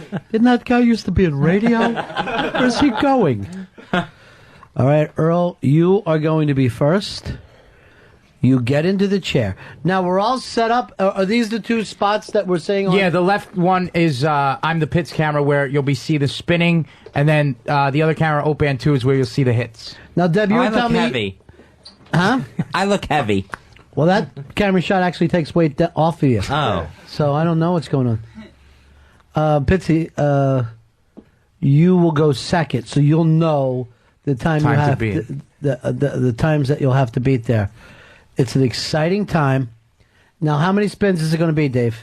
12 spins, Mr. B. 12 spins. After the 12th spin, I will yell out a name and artist, and it will be up to that person to be able to find that on delete and play it. Yeah. Because you are keeping the timer going? I am going to be keeping time, so when they are out of the spinning chair and get over to the delete computer to bring up the song, it's their responsibility to... I'm not going to touch the board at all. Right. They have to bring it up on the air. You both understand that, right? Yes. Yep. All the right, air. it's not just finding it. You have to get it on the air. Babyface is incredibly excited about this. This is... Just smiles. That's all I can. All I can do is just smile. I love his energy. Yeah, he is. Good. Earl's going to miss Yeah. him. He's a good kid. He is the future of radio. Nico is here, the past, Scruffy, everybody to make sure nobody smashes their face and gets us in trouble. So, Fez, are you the one who needs to say go, or does it matter since you've got that with you? Yeah, we... After 12? After 12? Yeah, when the chairs stop the spinning. timer starts after the 12th spin. Smart. Is this just one shot, not 2 out of 3 or anything? One shot. One song each. And I'm not playing games. You leave the show. In Earl's case, out of radio forever. Unless I come back here with a masked man next week. Eastside Dave, you're going to do the spinning, count off the spins as you do them, so we know when we're at 12. Absolutely. And Fez. don't be stupid and ruin this. And be fair, because he knows he's going to lose his Yeah. drinking partner. Yeah. All right. I didn't know that. I don't want to see the chair get knocked over or anything. Do it correctly. All right. Let's Serious. go. Let's go. Very exciting. This. I don't think another radio show's ever done this in history. Do I have to put my legs up or anything? Yeah. Put your legs up. Legs gotta go up. Here Point we them. go. Point them. 1, 2, 3, 4, 5, 6, 7, 8, 9, 10, 11, 12. There it is, Earl. The timer The started. song is "People Who Died" by Jim Carroll. People Who Died by Jim Carroll. He's Watch into the the screen. wall. Watch He's the in. screen. Oh, he's on Watch his the heel, screen. and he's down. He's on the delete machine now. "People Who Died," Jim Carroll is the song. He is in trouble. He may be on it.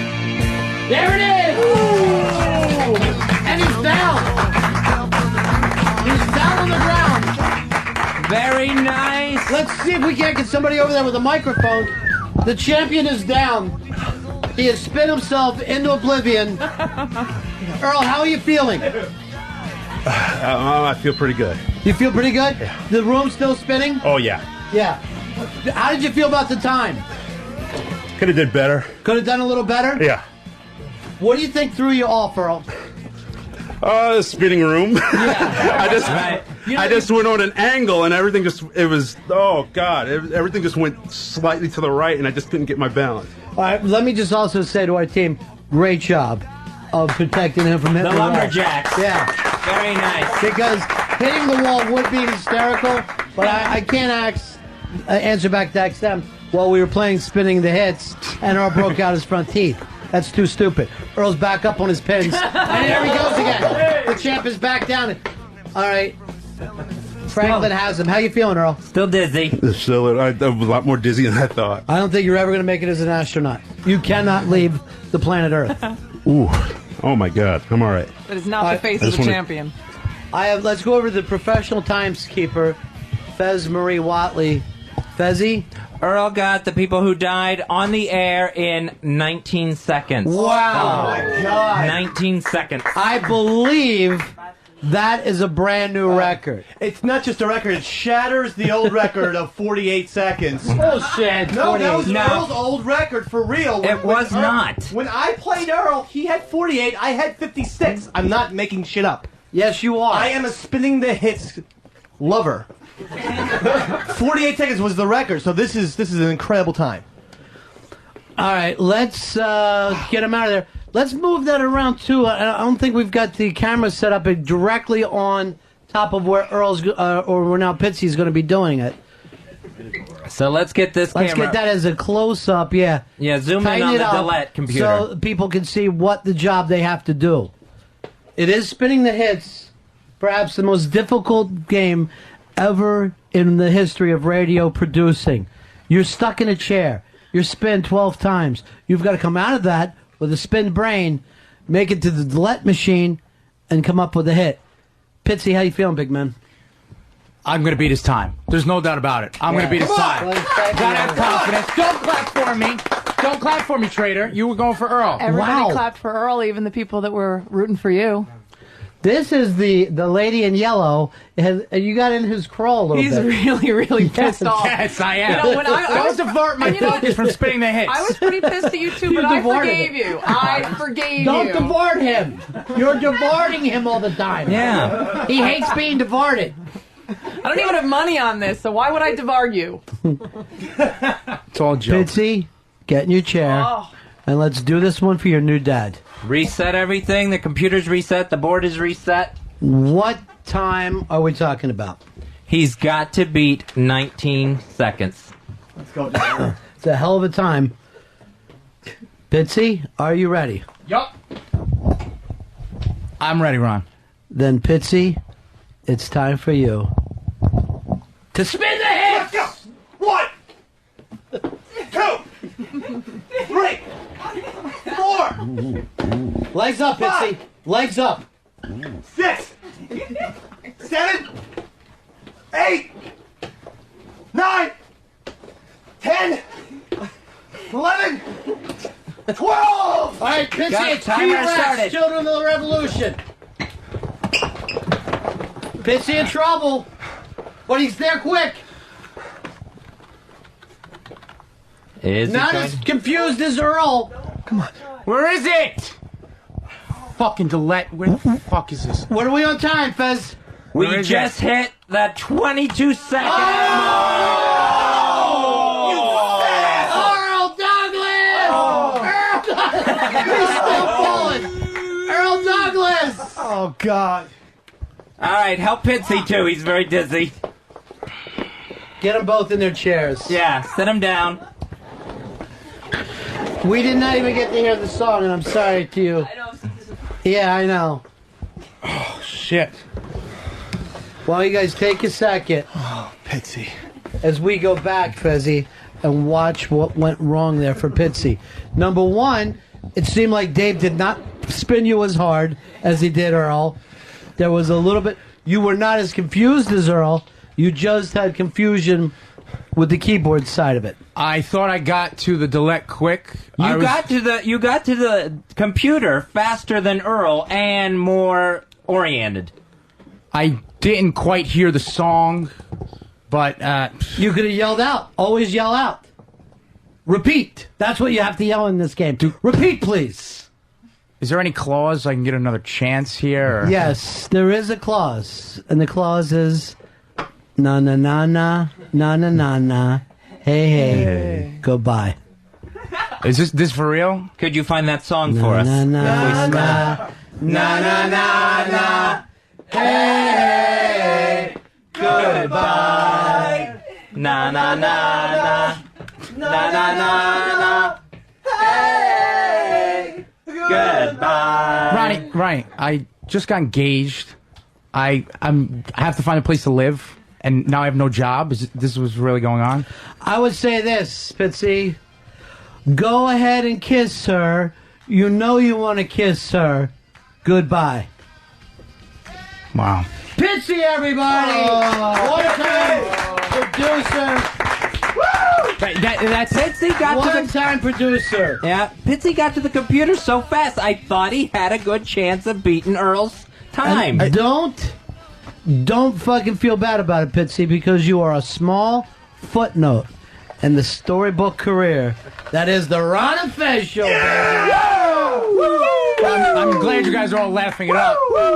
Now that I am unemployed It's your own fault I farted. You fucking asshole. You took on the man. This was our shot, How Pitts. dare you try to impress me? Oh, not even with your a primitive sympathy vote skills. Thank you here. for rubbing it in, Earl. Appreciate that. No sympathy from the champion. I'll leave it up to the girl that you trashed. Should I give him another chance? Absolutely. Then take that back to Jewtown because he gets no other chance. This is a world of rules. Here's, Ron, you're on the Ron and Fez show. For Pitzy, like father, like son. Thank you. Thanks, Shark. Thank you, Radio Shark. Here's James. James, you're on Ron and Fez.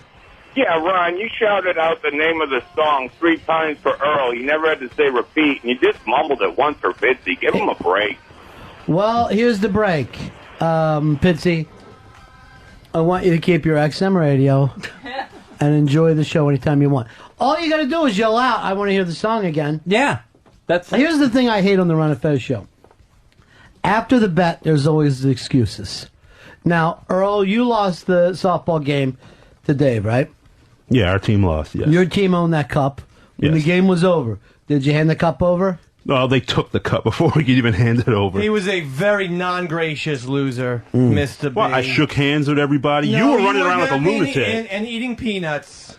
You were running around like a lunatic, and you took the cup. You know what? We were going to have a formal ceremony. Thanks, Pitts. I do not want to be compared to Earl in any way, so I will fucking take my punishment. I made the bet. Here's Rick. Rick, you're on Ron and Fez. Hey, Dick Holder 941 checking in, buddies. Ah, buddy. Face. Hey, I want to be the first one to turn in my Pitzy card. Keeps piling on, doesn't it? Don't worry about it, Pitzy. It does on your fat ass. You know what? That's... Well, Maybe that's sympathetic. sympathy, but this was our one shot, and you blew it. So. Well, wait. Now it's back to you and Earl again, like the old days. What? Do you keep thinking that people are going to cheer for you? No. Is that why you put the mic out? Or do you think see any better? No, I'm trying to pick up crowd ambiance. Oh, I'm still alive. I'm still alive. Dave, use the other mic. Something happened with that one, I think, during spinning the hits. So the game was fair, and now Pitzy and Fez have to leave the show. What? No, I wasn't part of this. Hey, tomorrow, your opportunity to come out and see Louis C.K. That's right. It's going to be a Comics Comedy Club, Unmasked with Louis C.K. Here's the email address. Get it in now. xmunmasked@gmail.com. xmunmasked@gmail.com. 1 o'clock tomorrow, Comics Comedy Club, Louis C.K. Unmasked. Here's Mike. Mike, you're on Ron and Fez. Yeah, who's going to get Pitzy's old job? Is it going to be Lily or Pepper? I vote Pepper. I don't think there's any reason why I shouldn't do a nationwide search right now. Looking for the best person. Yeah, you'll take it over there? Good. I just got fired on Tuesday, so I need a job. Spinning the hits at your job. Yeah, same thing. Someone who just got fired. That's what you're looking for. Whoa! Nice. That's not the thing you want to lead off with in your big interview. I got fired because I worked for a cunty secretary who said I was on the internet too long. Let's go loose now. Snappy typing girl over there. At least I won't have to see Deb anymore. Wow! You're venomous. You're I venomous forgave today. you. Venomous. I forgive I'm out of a you. job. I have no place to live. I just got engaged. What the fuck am I supposed to do? Keep piling it on, Deb. And she said What did yes. I piled nothing. There was no piling. Here's Mafia Life Chris. Hey, guys, what's up? Yeah. Hey, Pitts, what I tell you was going to be the downfall of you at the softball game? My mustache. Save the fucking mustache, bro. You're better off.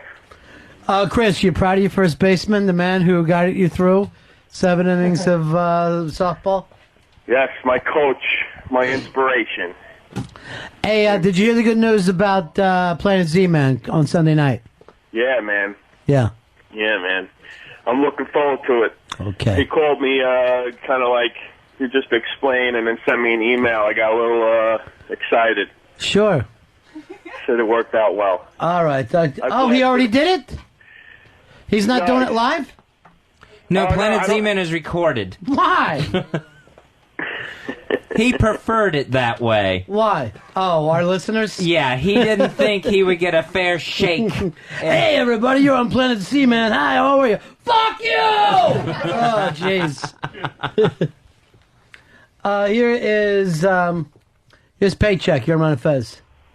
Hey, Pitz, look on the bright side. You might have lost a job, but you found a father. Here's Jeremy. You're on Ron and Fez. Yeah, I want to hear Pitzy say those famous 3 words, man. Oh, yeah. Save it for the end of the show, brother. Okay. I'm ready for it. Colin, you're on Ron and Fez. Oh, Butters. Yeah. Pitz, I'm going to miss you. You're a great call screener. Thank you, brother. That's my legacy here, is screening calls. I appreciate that. You know where you would love to go is AT&T. Or Jitterbug. Hello, Jitterbug. It's got big buttons on it. So happy your new EP can play that clip, too. Oh. Yeah, it's called Stupid, so. Still dizzy. Good luck with the engagement, Pitzy.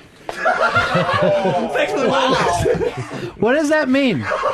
Thanks for putting on a smile on my face, everybody. I just lost my Spent that job. nice 2-carat ring? Yes. Maybe you can get the ring back and have some cash for unemployment. All right, you're not doing the toast at the wedding. What's that? It's not very gracious. Yeah.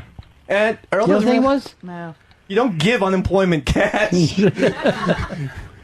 He doesn't know. He can't be fired. Get those 5Gs. This was our only chance. He could lose and walk out on his own. I tried to put it all on the line to get rid of him. And I guess I'm the one that's out now. Thanks, Earl. Here's Jesse. Jesse, you're on Ron and Fez. Yeah, well, I think you should let Pitzy be a gopher for like 6 weeks and let him try to work his way back up. You know, I would be into that completely, but I'm not going to go on the message boards and get fucking pounded because none of these ham and eggers know how to pay off a fucking bet. I said 3 times before, this is a real bet. And Pitzy, I don't even know if you think I'm fucking serious, but I don't know how you can get out of this. Here is Don. Don, you're on Ron and Fez. Hey, I just wanted to be the first to welcome the Midnight Bottom to the show. There will not be a new character. There will not be a new character. Here's Jim. Jim, you're on Ron and Fez. Hello? Yeah. Hey, technically, Pitzy didn't lose because Earl's not supposed to be there today. That is true, but the reason why Earl came in is because Sheepy didn't come through once again with the South African girl. I don't know. She had a job interview. Good old Sheepy. Yeah. That story doesn't make sense, because wasn't her going away party the other night, and now she's getting a job? Well, it was like a sudden job interview. So it's your Diamond fault, Mines? too. Yeah. Now it's Sheepy's fault. Sheepy and Deborah to blame, now that I don't have a job. And I got news How for am you. I to blame? No support. There's no support. Wait, you think if I had been on your side, you I would have won? I was a little distracted by you. I wasn't really paying attention to come the on. hits that were spinning. I was trying to hear Ron, and I was thinking about Deb in my head. I'm You were sorry. thinking- I'm Yes, I flattered. was. Thank you. Not anymore. You won't have I to deal with me. I see you smile at all the guys. You know, now the girl from South Africa, it's the only part of Africa I live in. The only part, South Africa. Not Mali or Zimbabwe or none of those. Where are your folks from? Niger? I have no idea what part. Here is Jack. Jack, you're on Ron and Fez. Yeah, I got a question for the great Ronnie B. Yes, sir. I have a question why poor Pitzy has to go, but Mr. Black Girl doesn't pay off his bet with Fezzy in real life. What was the bet with Fezzy in real life? Oh, he's when talking they about lost the bet and they had the June 1st bet. Oh, yeah, that fake thing that you two guys did? When we had You know sex what? on a cipher film. Pitzy, you're out, and you two guys have to blow each other. How's that? Is everybody happy? No. Stop turning me into the goddamn sergeant of the show. It's not my job to go around like a cop making people do stuff. Here is Sal. Sal, you're on Ron and Fez.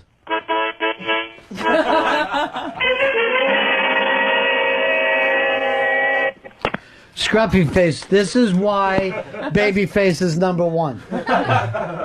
You are no match for this guy. Here's Aaron, and I hope it's Hank Aaron. Well, hold on. You all right over there, Earl? Pitz, Yeah, I'm all right. Pitz, you need to Hold on. Don't let your mouth right. Hold on for a second. What were you doing? Shut your eyes. No, it's just a quick way to get your balance back. It's worked for me before. Wow, I thought you were blacking out. No, Or- no, or- no, no. Or as you call blackout, just out. You just I out it. Oh. Pitzy. Remember the first time we met Pitzy, Fez? No, I don't. Me neither. Oh, I don't know where he came from. Yeah. I really don't. Some goddamn eggplant thing came in from Long Island. He was riding on the back of the truck. That's what it was. Who brought you in here? Steve and someone else that used to work here. Who we're not saying? Earl's friend. Here's Cody. Cody, you're on Ron and Fez. I just want to thank Pitzy. Now we have an opening. We can bring Mooch back. Now, I haven't talked to Mooch in a while, but our good friend Pitzy just happens to be going to Ireland, and she's going to drop off something for us for Mooch. Oh, okay. Yeah. Well, that's good. I'm glad they're going to get to run into each other. I think she's leaving soon, right? I don't know when Pixie's going to Ireland. Here is... let's go over here to Ryan. Ryan, you're on Fez. Hello? Yeah. What's up, buddy? Yeah, what's happening? Man, I think you should do the nationwide search, and I want to be the first contestant. I want 50's job. All right. Mighty Horse, you're on Ron and Fez. Yeah, why doesn't Pitzy just do the show from behind the sheet from now on? Like, you know, Ron and Fez. When Mighty Horse rocks, he rocks a fat ass. When Mighty Horse rocks, he rocks a fat ass. How's the Mighty Horse doing, Deb? You told me a joke about it earlier. When Mighty Horse rocks, he rocks a fat ass. When Mighty Horse rocks, he rocks a fat ass. Why are you staring at me like that? Because I don't know what joke you're talking about. Here is, it's Pickles. I guess that's Crazy Jen's husband. Hey, buddies. BAC 99275. There you go, bro. Hooah! I just made a couple G's off of that black ass. Hey, Pitzy. Yeah. Hey, you know, now you're at the show, you can always get a job working as a plumber chasing turtles, you fucking dago. Thank you, sir. Nice. And we'll make that the last call of the Pitzy era. I want to first just apologize to the message board people now that they are stuck with Earl. Mm-hmm. I'm going to man up. I'm going to pay my bet off. And I'm going to leave the show. All right, we're going to have security walk you out. Thank you, everybody. I loved being here. Dave, you're like my brother now. I love you to death. Ron and Fez, you guys gave me a shot. Thank you. I made friends with everybody. I lost a couple friends today, but I'm going to miss it here. Earl, go fuck yourself. He's like a drunk leaving. He's spin drunk. And your mom's box. Oh man. That's the end of my show. Donk. I watched it for a little while. I love to watch things on TV. Satellite of love. Satellite of love. Satellite of love. Satellite of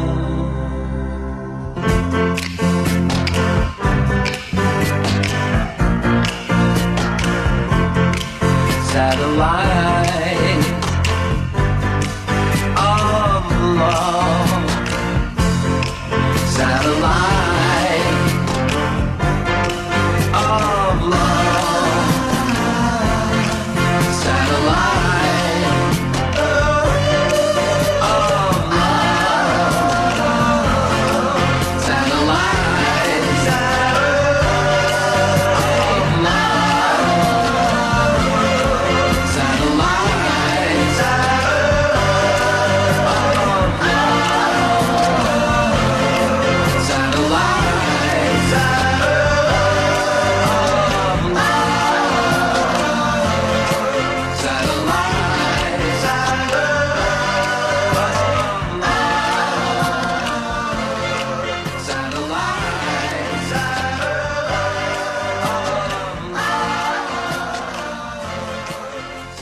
It's the Ron and Fez Show.